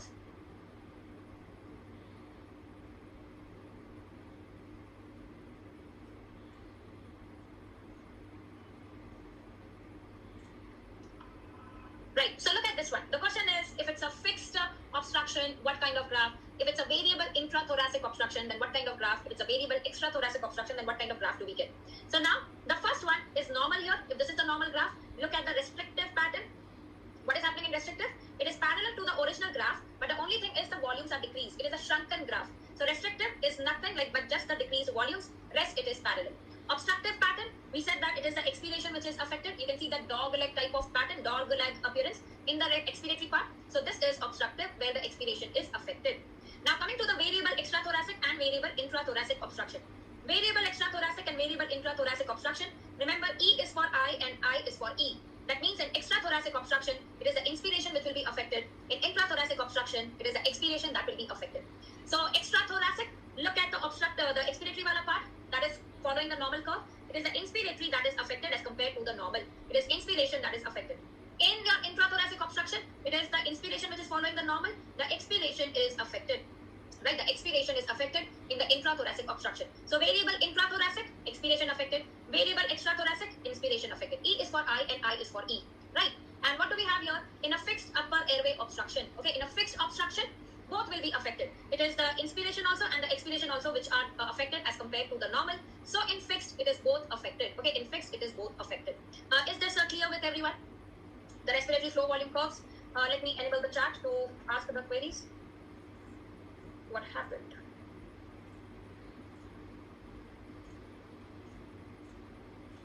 Yes, I hope you are able to comment now. Are you guys able to comment? I'm not able to see the comments here. I know everybody is happy that anatomy khatam ho gaya, so we are done with that. Don't have that feeling for anatomy. Actually, it's not as difficult as it seems. So, obstructive lung disease and it is restrictive lung disease. I'm so sorry, like I forgot to put the example of this. See, the example of a fixed upper airway obstruction is like a stenosis, a subglottic stenosis. Maybe let's say it's a stenosis. Stenosis is fixed, it will not change. Variable basically means something which is like spasm. Spasm can change, okay? It can go to normal also. So spasm is an example of variable. Upper airway, jaise trachea ho gaya, larynx ho gaya, uska spasm, that's an upper airway, right? If it is in the lungs, the smaller bronchioles like asthma, where the small airways are also affected going into constriction. We know that in asthma, it is reversible. We check it with bronchodilator. So that is an example of intrathoracic variable. Okay? Right. So that was about this, the various graphs. Remind me to get the various examples. Obstructive and the variable one, it looks the same because both of them are affecting the expiration part. But try to look at the graph ka shape. This graph goes like this, and this graph is bulging out like this. That is the only difference, that you see. But otherwise, both of them are affecting the expiration. Okay, both of them are affecting the expiration. Okay. I'll get all the examples tomorrow. Don't worry. Okay, so that was. I hope these two options should not come together in the exam. Of course, I believe the examiner should not be so wicked and so crooked, right? Okay, so now let's go to the next one. FEV1 by FVC ka kya doubt hai? FEV1 by FVC. Read it like FEV1. It is decrease in obstructive lung disease. The expiration is affected in obstructive. So FEV1 will be decreased in obstructive lung disease, right? What is the next topic that we have? The next topic that we have is related to respiratory wala itself, the spirometry wala. Topic number 26, page number 43. After this, the next one. So, getting a better image to discuss this image of spirometry.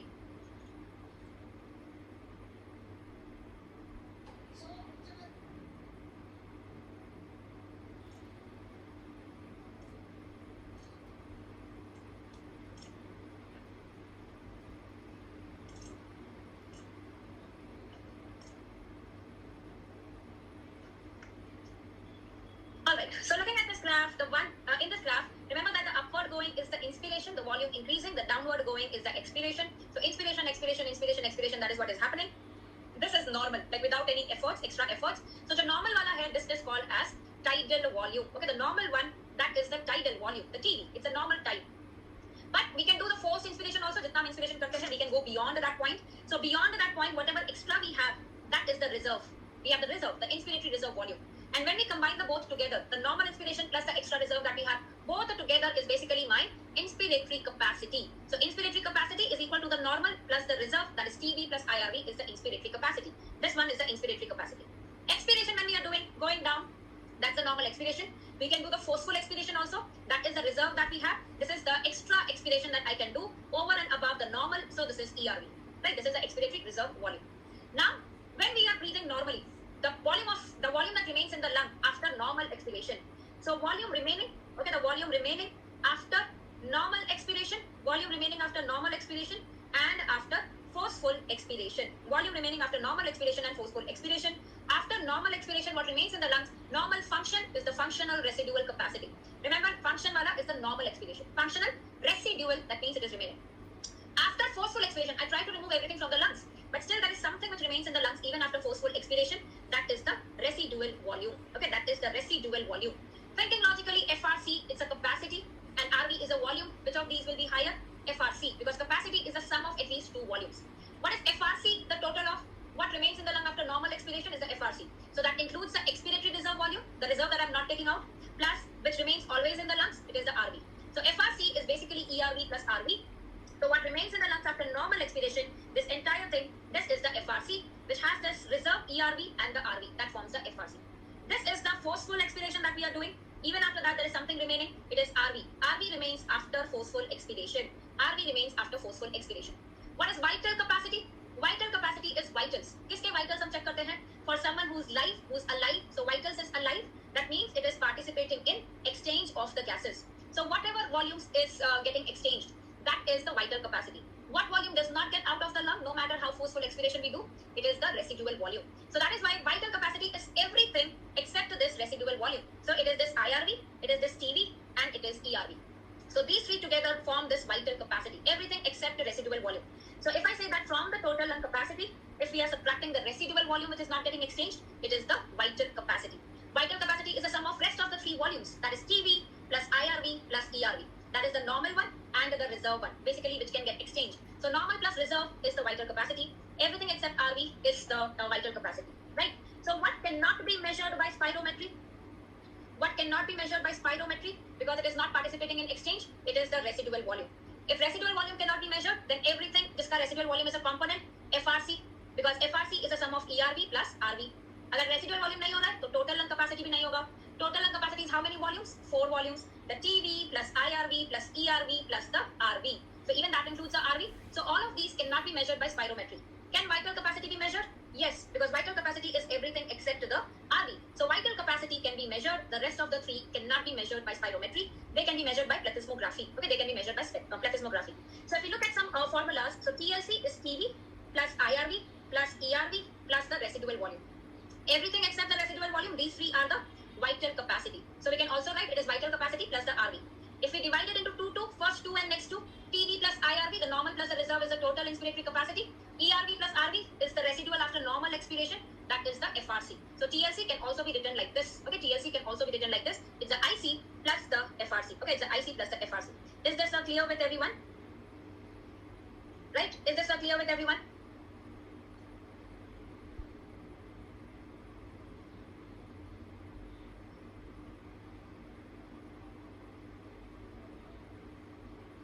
Let me start the chat. कहीं तो problem आ रहा है chat start करने में. Are you guys able to write in the chat section now?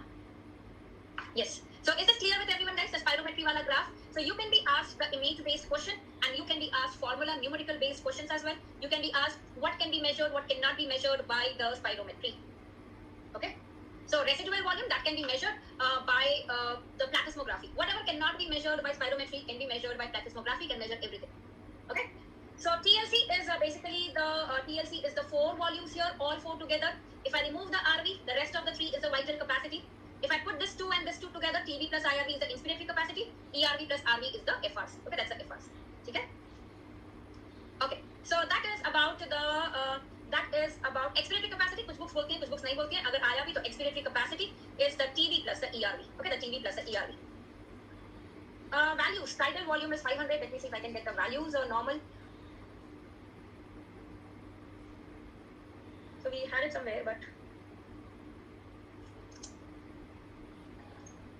guys, give me a minute. That's fine.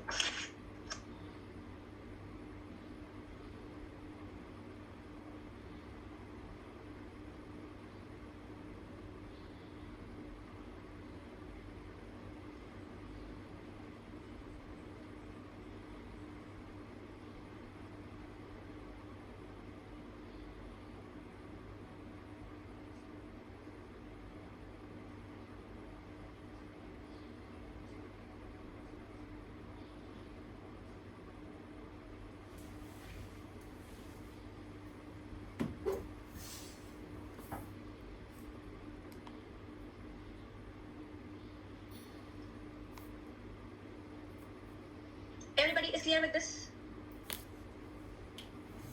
Normal values are ऐसे कि जो मैंने भी कभी याद नहीं की, except for tidal volume is like 500. That is what I remember, and I don't think it is like so important to know the normal values. They don't ask you the normal values क्या होती है इसकी और उसकी. You will not get a question on that directly.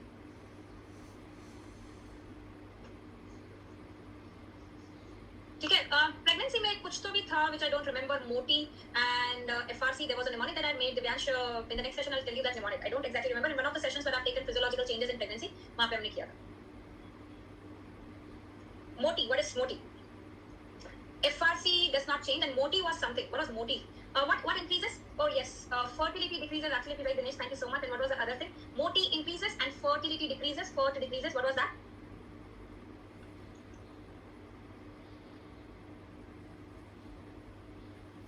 So FRC. So I'll get that in the next session with the pregnancy changes, and I'll try to get the numericals also on this.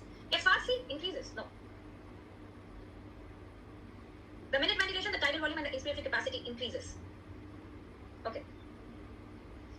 So we'll go to the next topic, guys. And see, at the end of the day, even I'm a human. ऐसा नहीं है कि मेरे को सब कुछ आता है, and like I'm like a goddess, like I know everything. Of course, there are going to be areas where I will tell you that, guys, I don't know this. I will get back to you in the next session, right? So I hope that is acceptable. Okay, so Pooja, I'll share the link of that physiological changes in pregnancy as well. ये हो गया. What is the next topic that we have, guys? The next topic that we have is the GIT hormones. Okay, it is the GIT hormones. So let's start with the GIT hormones. Yeah, trust me. You can look at me as one of your friends, and someone who's also giving like the NEET PG and preparing like you, maybe of that sort. I try to make the topic simple. If I have to remember it for lifetime, I have to help you remember this for like lifelong. So how would I do it? That is what I basically do. है ना? चलो start करते हैं with the GIT hormones. Starting with the GIT hormones.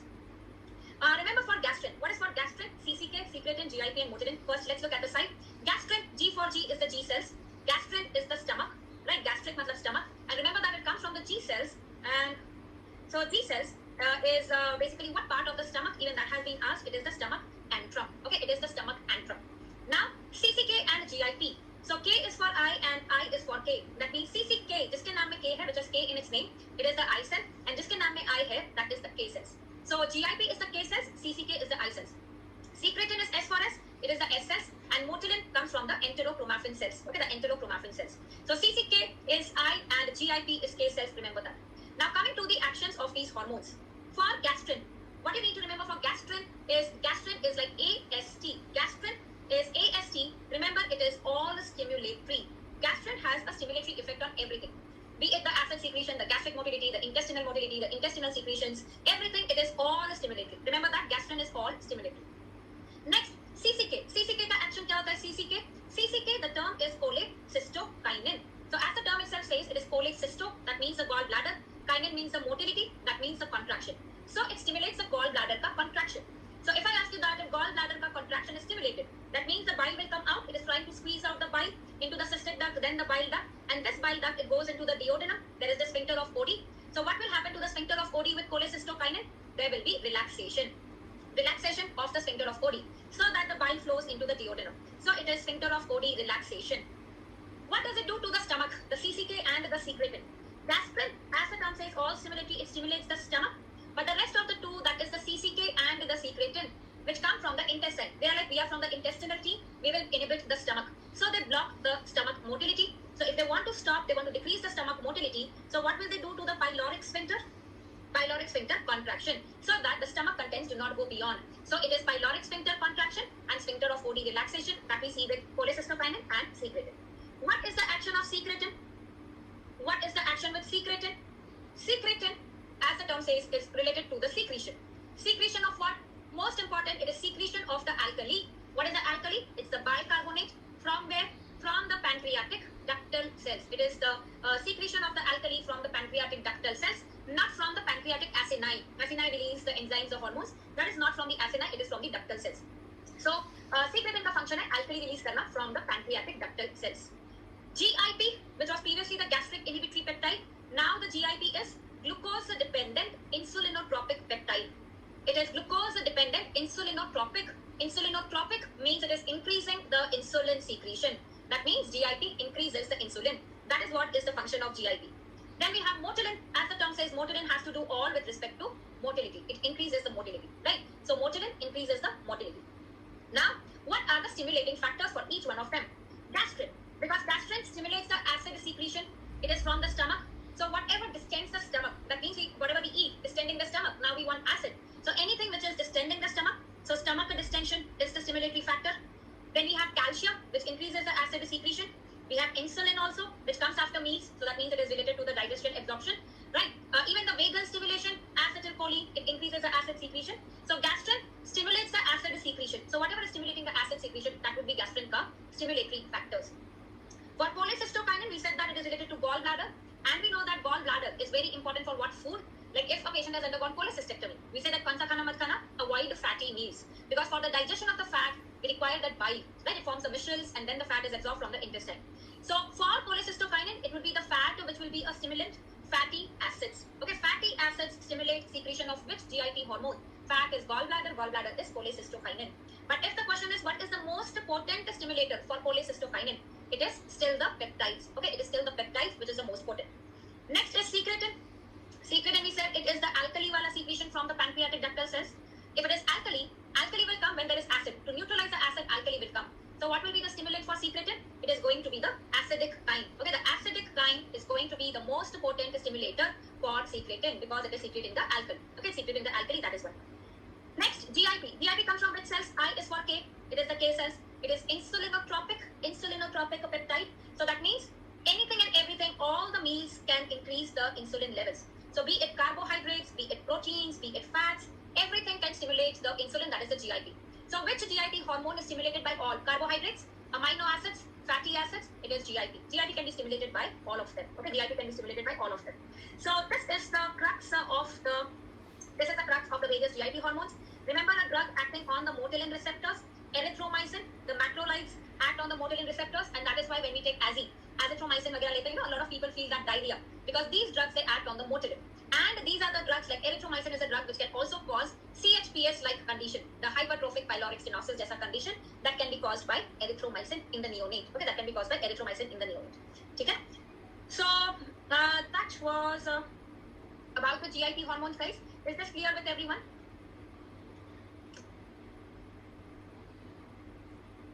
Is it clear with everyone the GIP hormones?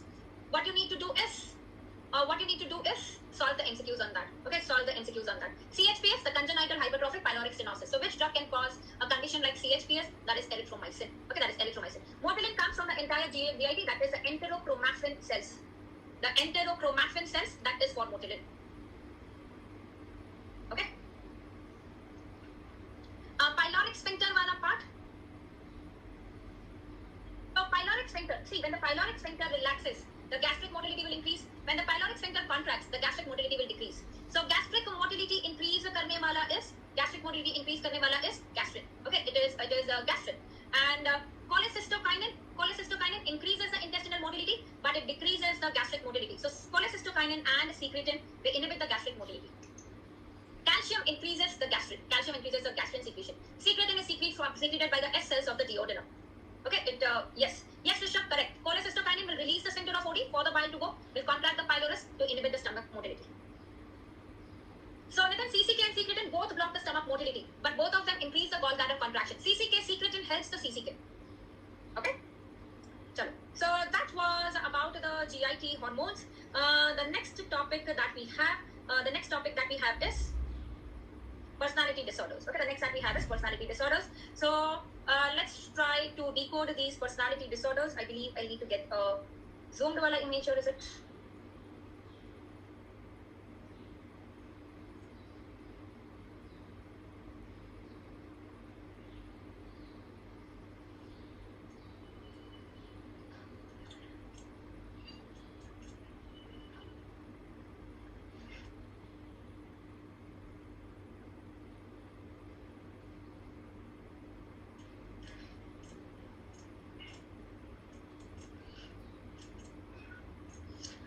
So let's start with the discussion of this topic, the various personality disorders. We have cluster A, we have cluster B, and then we have cluster C, right? So in the cluster A, remember these are the features related like to schizophrenia. Schizophrenia, there's a features or weird eccentric personalities. And for the mnemonic for cluster A is PASS. PASS with A plus grade, right? So PASS is PSS comes under cluster A. What is P for? Paranoid. Okay, the paranoid personality disorder. schizoid, and schizotypal, these are in cluster A. Okay, that is pass. So paranoid, schizoid, schizotypal, that is cluster A. Then we have cluster B. B for Behenji. Okay, it's just Behenji and nothing else, right? So Behenji is BHAN. So Behenji के जैसे, like Behenji is like females. Cluster B personality disorders are the ones who are dramatic. बहुत ही drama करेंगे, बहुत emotional and erratic. So remember that cluster B are dramatic, emotional and erratic. So remember Behenji is BHAN. So that is your Behenji wala personality disorders. Borderline, histrionic, antisocial, narcissistic. Remember that here the A stands for antisocial, going against the society. So that is like doing a lot of drama. So antisocial comes under cluster B. In cluster C, for cluster C, remember the cash on delivery, and we should avoid the cash on delivery. Avoid the cash on deliveries. So avoidant personality, and we have cluster C is the O and D, that is obsessive, compulsive, and dependent personalities. So avoid cash on delivery. Avoidant, cluster C, obsessive, compulsive, and the dependent personalities. So avoid the cash on delivery. So these are the personality disorders and their names, which falls under which category. Now, what are the keywords for each of these personality disorders? What are the keywords that help us identify? So for paranoid ID, remember the example is of maid. And when there's maid in the house, how we get paranoid? We get suspicious, distrustful, and hypervigilant. We get hypervigilant, keeping a watch here and there, keeping a watch on her, like why she's taking more time in a particular room, what's going on. So paranoid, imagine like the maid in the house, that is how we become hypervigilant, suspicious, and distrustful. Schizoid, SNOID, is the one which is society avoid. Schizoid is society avoid. But why society avoid? Because HI is the happy. I avoid the society because I'm happy in my own world. So basically these are happy loners, alone and happy. So prefers to be loner, detached, and unemotional. Schizotypal is like from the typing, I can remember typing the magic book, right? Having the sleepless nights and typing this magic book that you are holding. So typing the magic book. So remember, typal is magic. So here the patient has magical thinking. Like God is talking to me, God is giving me these commands. So all of that, magical thinking is the key word for schizotypal. So eccentric thoughts, behavior, beliefs, and magical thinking is schizotypal. Then we have cluster B. Cluster B, borderline. The people who are always on the border of their life as well. Living their life on the border. Anytime they can give up on their life, that means very, very impulsive, and they can cause self-harm as well. So here the question gives a history of multiple cuts on the wrist. That tells you it is self-harm. So cuts on the wrist is an example of that. So remember, borderline are impulsive, self-harm. Why impulsive? Why self-harm? Because these are like, imagine a girlfriend who's very, very sensitive. My boyfriend ne mere ko chhod diya. So they are sensitive to abandonment. They are sensitive to abandonment. And these people will categorize any of the people that they meet in either like the best or the worst. There is no gray zone for them. Like let's say if they come to you and you are the doctor seeing that patient, they'll tell you that you are the best doctor that I've ever met, or like you are the worst doctor that I've seen. It's just the best and the worst. That means by the border, they categorize into just give me a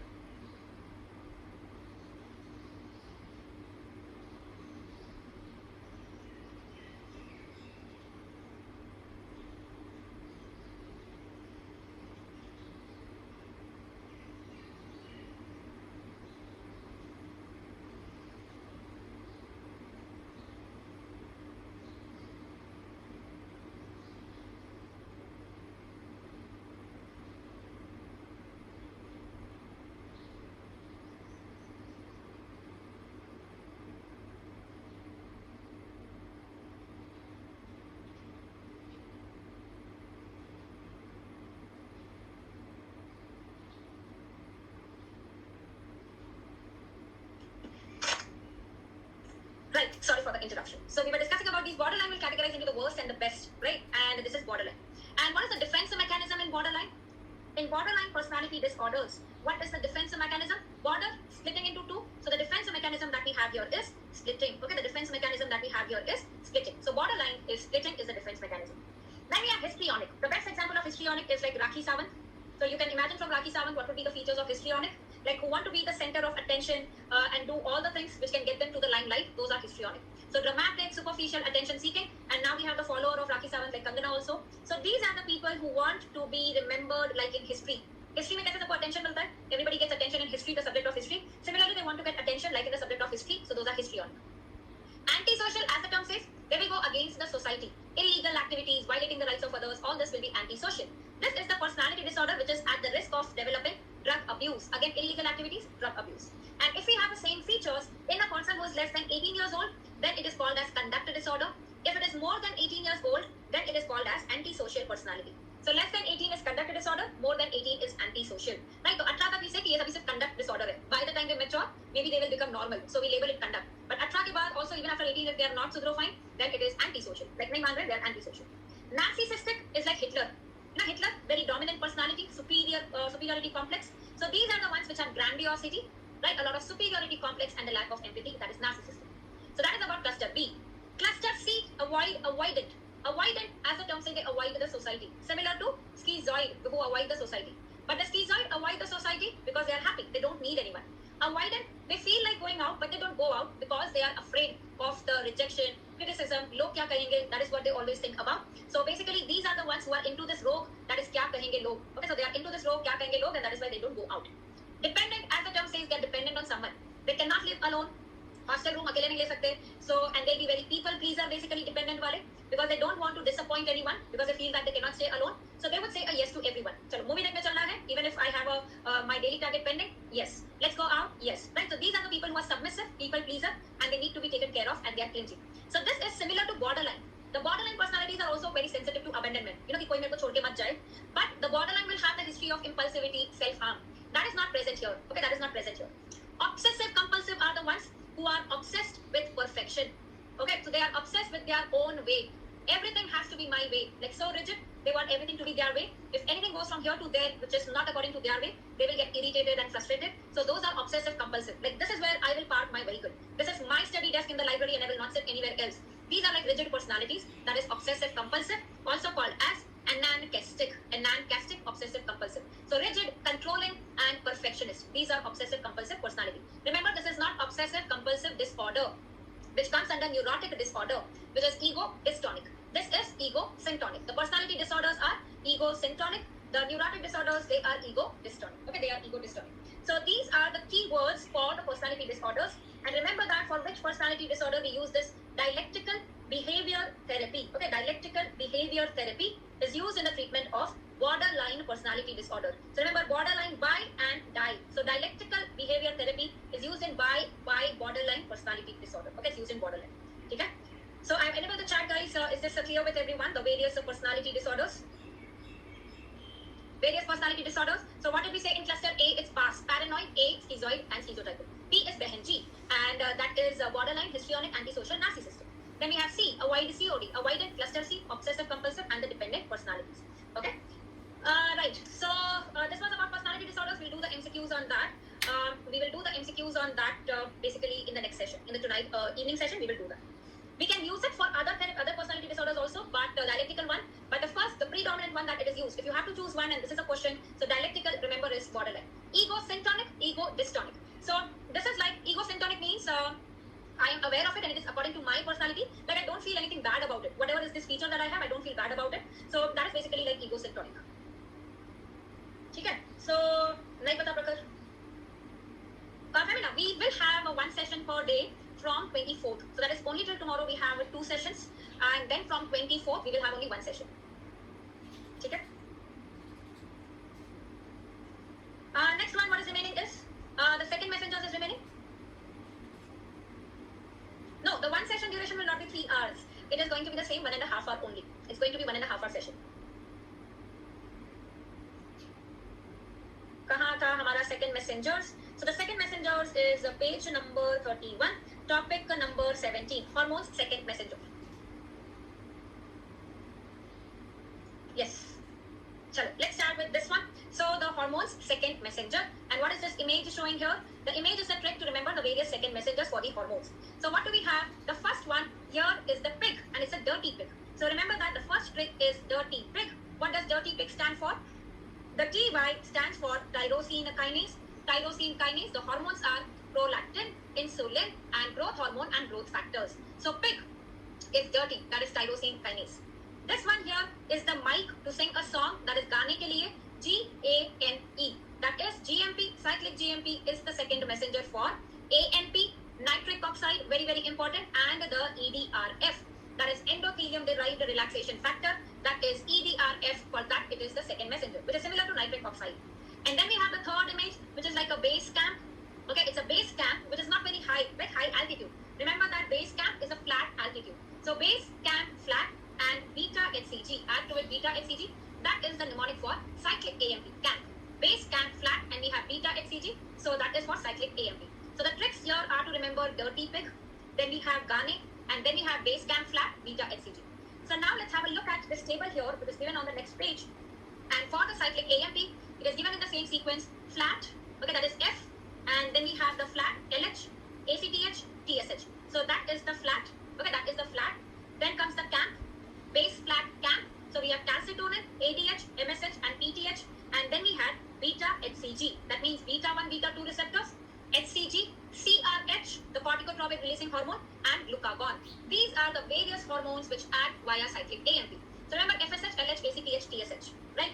Then we have flat, then we have CAMP, that is calcitonin, ADH ka V2 receptor. Remember it's a V2 receptor. The V1 receptor, one is I, the V1 is IP3DAG. Then we have MSH, even the parathyroid hormone, beta 1, beta 2 receptors. This was ours in NEET PG21. They act via cyclic AMP. HCG, CRH, and glucagon. These are cyclic AMP. Why did we say the base CAMP flat? Base, flat, CAMP, or base CAMP flat? Because from the base, that means the basophils of the anterior pituitary. In the anterior pituitary, we have the basophils, we have the acidophils. So basophils secrete which hormones? It is flat. Okay, so that is FSH, LH, ACTH, and TSH. These are secreted by basophils versus acidophils. So what do acidophils secrete? The rest of them. That is prolactin and growth hormone. Okay, it's prolactin and growth hormone. What is the second messenger for prolactin and growth hormone? Dirty pig. So that is tyrosine kinase. Prolactin and growth hormone, that is tyrosine kinase. Okay, that is tyrosine kinase.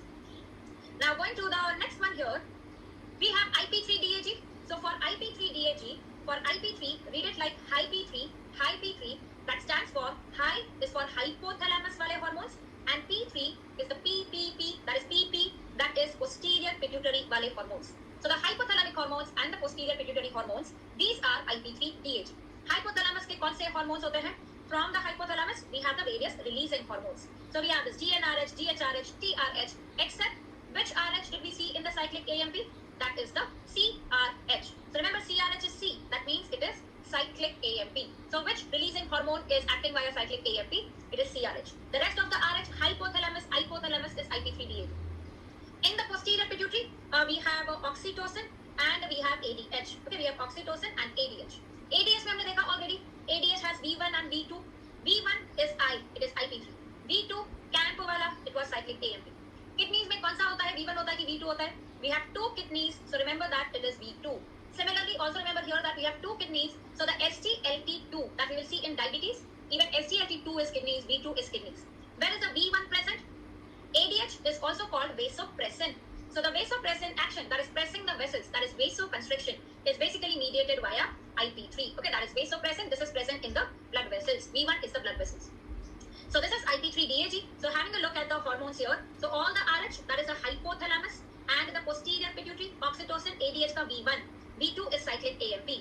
And also remember, we have angiotensin 2. This has been asked in the previous FMGE exam. Angiotensin 2 is IP3DAG. Angiotensin 2, like vasopressin, it is angiotensin. So remember vasopressin, angiotensin, they mean the same. They are via this IP3DAG. And we have the alpha-1 receptor. I'll come to this alpha-1, alpha-2, beta-1, beta-2 after we discuss the rest of them. Tyrosine kinase is dirty pig. So prolactin, insulin, the growth factors, and the growth hormones. Out of that, remember that for insulin, it is what kind of tyrosine kinase? For insulin, it is what kind of tyrosine kinase? It is MAP kinase. Okay, it is MAP kinase for insulin. For growth hormone, it is the JAK-STAT kinase. Okay, for growth hormone, it is the JAK-STAT kinase. What do we mean by MAP kinase and the JAK-STAT kinase, tyrosine kinase? So MAP kinase is the one which is also called as receptor tyrosine kinase. That means the receptor itself has intrinsic tyrosine kinase activity. The receptor itself has tyrosine kinase activity. When we say it is JAK-STAT, that means it does not have the intrinsic activity of tyrosine kinase. It gets this JAK-STAT to have the tyrosine kinase activity. This is called as cytokine tyrosine kinase. So a lot of cytokines also act via this. So cytokine tyrosine kinase, receptor tyrosine kinase, this is MAP kinase, this is JAK-STAT. Right? And then we have the cyclic GMP that we have already seen. It is Gaane, that is AMP, nitric oxide, EDRF is cyclic GMP. Nitric oxide is very, very frequently asked. What amino acid is required for nitric oxide? It is arginine. Okay, it is arginine that is required for nitric oxide. Next we have is the steroid hormones. Okay, next we have is the steroid hormones. For steroid hormones, basically steroid hormones means that it is intracellular receptors. Okay, these are intracellular receptors. The rest of them that we saw, cyclic AMP, IP3, DAG, these are present on the plasma membrane of the cell. Okay, these are present on the plasma membrane. The rest, that is intracellular inside the cell, cytoplasmic nuclear, these are the steroid hormones. So what do we have for steroid? STD, that is steroid, STD. Some books also mention vitamin A, and we have STD, that is the steroid hormones, the thyroid hormones, and the vitamin D. Thyroid hormones, that is T3, T4, and vitamin D. So steroid, thyroid, and vitamin D, these are the steroid hormones. Okay, these are the steroid hormones, right? Now talking about the second messenger for the neurotransmitters. What is the second messenger for dopamine D1, dopamine D2, for histamine, and all of that? So for that, the trick to remember is, remember kiss and kick till you are sick of sex. SQS to be read as sex. So kiss and kick till you are sick of sex. That means it is, this is just for a mnemonic guys, nothing to be followed, right? So it is, the Q stands for the GQ subtype of the G protein coupled receptor. I stands for GI subtype, and S stands for GS. Now what is this GQ, GI, and GS? The G protein coupled receptor, which is a membrane wala receptor, it can be GQ subtype, GS subtype, and GI subtype. GS, S means stimulates cyclic AMP, it increases the cyclic AMP. GI means inhibitory, it decreases the cyclic AMP. GQ means it is the one which is IP3, DAG. What hormone is it acting on? It is phospholipase. It is phospholipase because remember that IP3, that is inositol triphosphate diacylglycerol. Like these are derived from the plasma membrane. These are present in the plasma membrane. Phospholipid. So remember that it is phospholipase, which is IP3DAG. And the protein kinase here is, ये बढ़ाता है calcium. Remember that IP3DAG basically increases calcium. This has been asked many times in the FMG exam. That which of the following is the second messenger? Calcium, magnesium, chloride, sodium. Remember it is calcium. So it is protein kinase C, increasing the calcium, protein kinase C. This one here is protein kinase A. AMP wala is protein kinase A. Now, so what is a kiss and kick? So starting with the sympathetic system, alpha 1, alpha 2, beta 1, beta 2. That means the alpha 1 receptor is GQ, the alpha 2 receptor is GI. Beta 1, beta 2, both of them are GS subtype of receptors. Then comes the parasympathetic system. What receptors? Muscarinic, nicotinic. So out of that, remember that muscarinic, M for M, these are metabotropic receptors, that means G protein coupled receptors, and nicotinic receptors. Nicotinic is ION. These are the ion channels. These are the ligand-gated ion channels. That means these are inotropic. These will not come under the G protein coupled receptors. These are inotropic. These are ion channels, the nicotinic one. So here it is M1, M2, is not the nicotinic receptor. So kiss and kick, that is M1, M2, M3 done. Now we start alphabetically from D, that is D1, D2, H1, next is H2, and the last is the last wala alphabet, then B1 and B2. So D1, D2, H1, H2, B1, B2. These are the various receptors for these neurotransmitters. So dopamine D1, it is stimulatory. That means it increases the cyclic AMP. Dopamine D2 is inhibitory. Okay, dopamine D2 is inhibitory. H1 is that GQ wala. Okay, H1 is that GQ. That means it will increase the calcium. So remember that in the stomach, calcium, it increases the acid secretion. So ये H1 wala aa raha hai yahan pe. H2 is the stimulatory. V1 we already said, V1 is IP3, that is GQ. And V2 we saw in the cyclic AMP, that is the GS. Okay, that is the GS subtype. So now if I ask you a question that which drug, basically which is D1 agonist used in hypertension emergency, it is phenol-dopam, right? It is phenol-dopam. Dopam means it is dopamine. ON1, remember it is dopamine 1. D1 agonist, what did we say is the second messenger for D1? It is GS wala. That means it increases the cyclic AMP, and that is how it does renal vasodilation, right? That is how it does the renal vasodilation, and it is used in hypertensive emergency, phenol-dopam. Another question here, beta receptors, we said it is GS. Kiss, the SS, it is GS. That means they increase the cyclic AMP. Meet PG21 question. When they are increasing the cyclic AMP, beta 1, beta 2, by acting on the beta 1, it is stimulating the heart. That means it is the cyclic AMP which is required for heart contractility. B2 does vasodilation. So that means cyclic AMP leads to vasodilation, right? So similarly, we saw cyclic AMP causing renal vasodilation, but that is because of D1 receptor, right? So that's the reason you would see that in beta blockers toxicity. In beta blocker toxicity, what is the antidote that we use in beta blocker toxicity? It is glucagon. Why glucagon? Where did we see glucagon, the second messenger? Base flat camp, beta HCG. The G is the glucagon. It increases the cyclic AMP. For the heart contractility, we need the cyclic AMP. If the beta receptors are blocked, the cyclic AMP cannot increase via this mechanism. So we increase via the other receptor, that is the glucagon, which increases the cyclic AMP. So basically the target, the end result that we want is increase in cyclic AMP. वो ऐसे लेके आओ या ऐसे लेके आओ, it's the same. So that is why we use glucagon in beta blocker toxicity, because it is increasing the cyclic AMP. Okay, it's increasing the cyclic AMP. Right. So that was various neurotransmitters and the various hormones. Sitting on the chat, everybody is clear with this topic of second messengers, right? Everybody is clear with the second messengers, guys. Please keep revising this so that you will remember. You get a lot of questions on this. What is PIC? PIC is the QIQ is M1, M2, M3. So the muscarinic receptors M1 पहले क्या है? M1 क्या होता है? पहले खाओ, फिर हम बोलते हैं फिर दिल लगाओ, डाई वाला M2 and then the rest of it. So this is GQ, GI and GS. If any drug acts on alpha 1, so alpha 1 is the GQ subtype.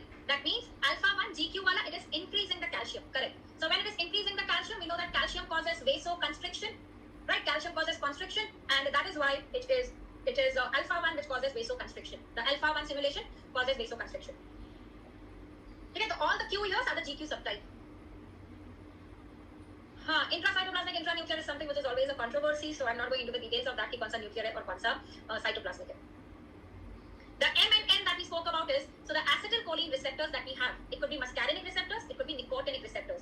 Nicotinic receptors present in the ganglia, right? So acetylcholine, muscarinic receptors are the one which are metabotropic, that is G protein coupled receptors. You see that they are changing the metabolism, either increasing cyclic AMP, decreasing cyclic AMP, increasing calcium. Nicotinic is inotropic, ION. These are ion channels. They directly are the ion channels. They are not the metabotropic. They are not the G protein coupled receptors. Okay? Alpha 1 और angiotensin 2 कैसे याद करें IPT DAG? हमने किया ना KISS, QISS, it starts with alpha 1, so alpha 1 is GQ. Angiotensin 2 is like vasopressin, that is V1. When V1 is IP3 DAG, so that is IP3 DAG, right? Angiotensin and vasopressin. ठीक है? So that was about this, and SQS was this one, the H2, B1, B2 receptors. This is GS, GQ, and GS subtype. Try to solve questions on this, okay? Now let us, what type of questions are asked? Search for the second messengers and the questions. I will get the questions in the next session on this, what kind of questions are asked. It's a very, very important topic. They can give you a clinical scenario and they can ask you the hormone which is altered in this condition is basically acting via which second messenger. Okay? So if I ask you about TRH, TSH and T3, T4, tell me the second messenger for TRH. TRH coming from the hypothalamus, that is IP3 DAG. TSH, it was base flat wale mein TSH, it was base flat camp, it is cyclic AMP. T3, T4, these are the thyroid hormones, these are the steroid, these are intracellular receptors, okay, intracellular receptors, right? Okay, talking about the CRH, then we have ACTH, ACTH ke baad, let's say, then we have aldosterone, we have angiotensin 2, tell me what is for CRH? What is for CRH? Very good. It's only the CRH, the releasing hormone, which is cyclic AMP. ACTH, base flat camp, it is cyclic AMP. What is going to be for aldosterone? What is going to be for aldosterone? See, these adrenal cortex hormones are steroid hormones. So estrogen, progesterone, these are steroids. Aldosterone, cortisol, these are steroids. So these are the steroid hormones. Steroid. Angiotensin 2 is like vasopressin. V1, it is IP3 DAG. Okay, it is IP3 DAG. So these are the second messengers for these hormones. Okay? अभी MCQ solve करें एक दो जो पिछले topic पे है. I want to see how many of you remember this topic. So this is a really lengthy question here. Use your brains very wisely and then tell me what do you think would be the answer to this one. And starting the poll, the options are here. Like this is A, this is B, this is C, this one is D, and this one is E. Okay.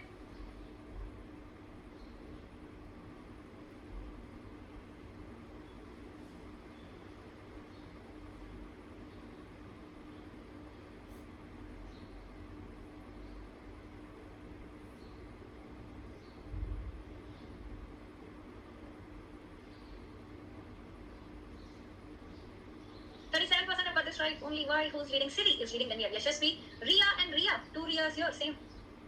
Dekho, what is the keyword which is given here? There is difficulty in abducting the left shoulder. There is sensory deficit over the inferior aspect of the deltoid, that is the regimental badge anesthesia. So this is basically deltoid which is gone. This is axillary nerve. So the nerve that we have derived is axillary nerve. है ना? अभी axillary nerve याद है आपको कैसे identify करना है? This is a schematic diagram of that cadaveric image. The 5 terminal branches of the brachial plexus is Mamru. So starting from the lateral one, musculocutaneous.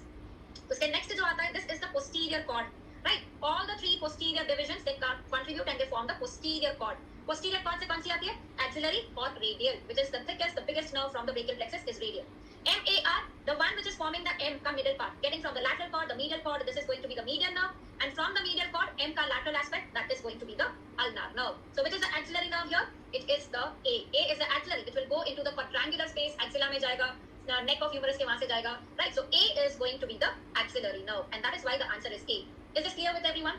What is this nerve labeled E here? Anyone? What is this nerve labeled E? What is this nerve labeled E here? Is it dorsal scapular? Is it long thoracic? What is it? Nerve to subscapularis. Where is it coming from? Is it coming from the roots or is it coming from the trunk? देखो roots ये हैं. These are the roots. So what is coming from the root is this one. Okay, this nerve which is coming from the C5 root. Root is long and down. C5 wala is dorsal scapular. This one coming from the root C5, C6, C7 coming together. This is the long thoracic nerve. So long and down, 5, 6, 7 was 3 long musketeers. So that is 5, 6, 7 and this is dorsal scapular. The C5 and the C6 root, they combine to form the upper trunk. So this is a branch coming from the upper trunk. This one is suprascapular and this one is going to be nerve to subclavius. Okay, that will be the nerve to subclavius. So this is suprascapular and this is nerve to subclavius coming from the upper trunk. Is this clear with everyone? The brachial plexus, I hope you remember that. Okay. Let's go to the next question, another lengthy question here to give you a practice. Read the question fast because I'm not giving you a lot of time to answer on this.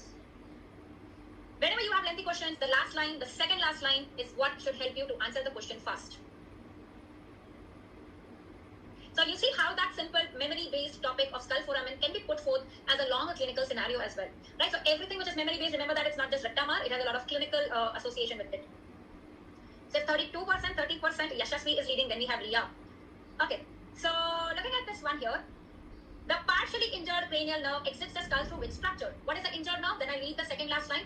However, on closer inspection, the left corner of his mouth droops. So when there is drooping of the angle of the mouth, then what nerve am I thinking about? The angle drooping, that is the facial nerve. So now look at the options. Foramen magnum से जाता है facial nerve? नहीं जाता है. Foramen oval से नहीं जाता है. Hypoglossal canal से नहीं जाता है. Jugular foramen से भी नहीं जाता है. It's 9, 10, 11 that we have. Right. So the option which is left is stylomastoid foramen. So even if you don't know directly कि stylomastoid foramen से 7th जाता है, but by ruling out the rest of the options, you should be able to mark the answer. Always I say that in MCQs, it's not just knowing the right option. You are able to exclude the rest of the 3 options. Automatically, you come to the right answer. So stylomastoid foramen, this is where the facial nerve exits. It exits the skull via the stylomastoid foramen. Internal auditory meatus से जाता है, inner ear वाले में, फिर उसका जेनु आता है, it goes वो middle ear के वहाँ से, फिर वो आता है यहाँ से stylomastoid foramen. Now, if you are asked an image-based question, where is the stylomastoid foramen? Where is the stylomastoid? So this is the mastoid part, the mastoid bone. Uske aage, this is the styloid process. So stylomastoid will be in between that. So this is the stylomastoid foramen from where the facial nerve exists. Okay, that is the stylomastoid foramen. ठीक है? Clear with everyone? उसके बाजू में जो आप देख रहे हो यहाँ पे, ये वाला जो है, this is the jugular foramen. So we have jugular foramen, IJV के साथ होता है carotid. So that's the carotid canal, the jugular foramen. Look at this one, the बड़ा oval वाला foramen. This would be ovale. Okay, this would be foramen ovale. If this is foramen ovale, what will be this foramen here behind the ovale? Fros, F-R-O-S. So what will be this? Here would be the foramen spinosum. Rotundum आगे होता है, ठीक है? Rotundum आगे होता है, spinosum पीछे होता है. Ovale के medially जो foramen बनता है वो कौन सा होता है? Ovale के medially junction of the 3 bones. That is the lacerum. Okay, that is the lacerum, which is medial to the ovale and at the junction of the 3 bones. Right, so that is foramen lacerum. That is where we see foramen lacerum. Is this clear with everyone? Right, and this is the infraorbital foramen, which will have the infraorbital nerve. Right, so that was about the 2 clinical questions that I kept for the end, and that was about this session, guys. I will see you at 10 p.m. for the next session in short 150. इस image में रोटनम नहीं दिखेगा क्योंकि रोटनम थोड़ा और यहाँ पे ये ग्रेटर विंग में इसके आगे छुपा हुआ है, ठीक है? इसके आगे वो छुपा हुआ है, इसलिए वहाँ पे वो नहीं दिख रहा है. It has to be seen from the other side, inside. ठीक है? So superior orbital fissure वो सब यहाँ पे नहीं दिख रहा है ये साइड से, वो अंदर की तरफ से देखने पड़ेंगे. यहाँ पे basically this part is basically where you would see the superior orbital fissure वाला part, the junction of the lesser wing and the greater wing. उसके यहाँ पे अंदर की तरफ आएगा rotundum, ठीक है? Alright, so night वाले topics, yes, I need to show you the night वाले topics. Let me share the screen with you guys. So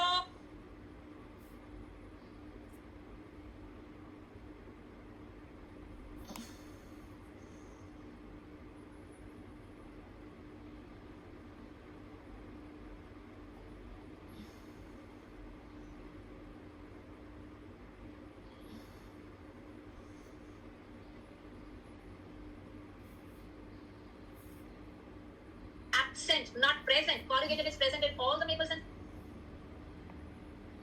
morning. I can get the indirect signals here. That is what enough for today. I know too much of overload. Low volume loop, spirometry. Yes. Okay. So I'm sure you must have done.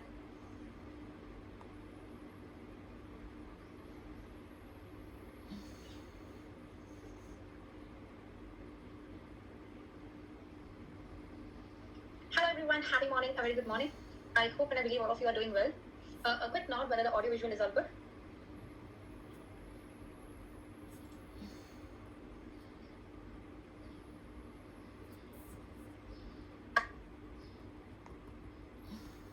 ECAT. Okay. Next one, let's try and answer this one, and let me see how many of you get this one right. Please start answering.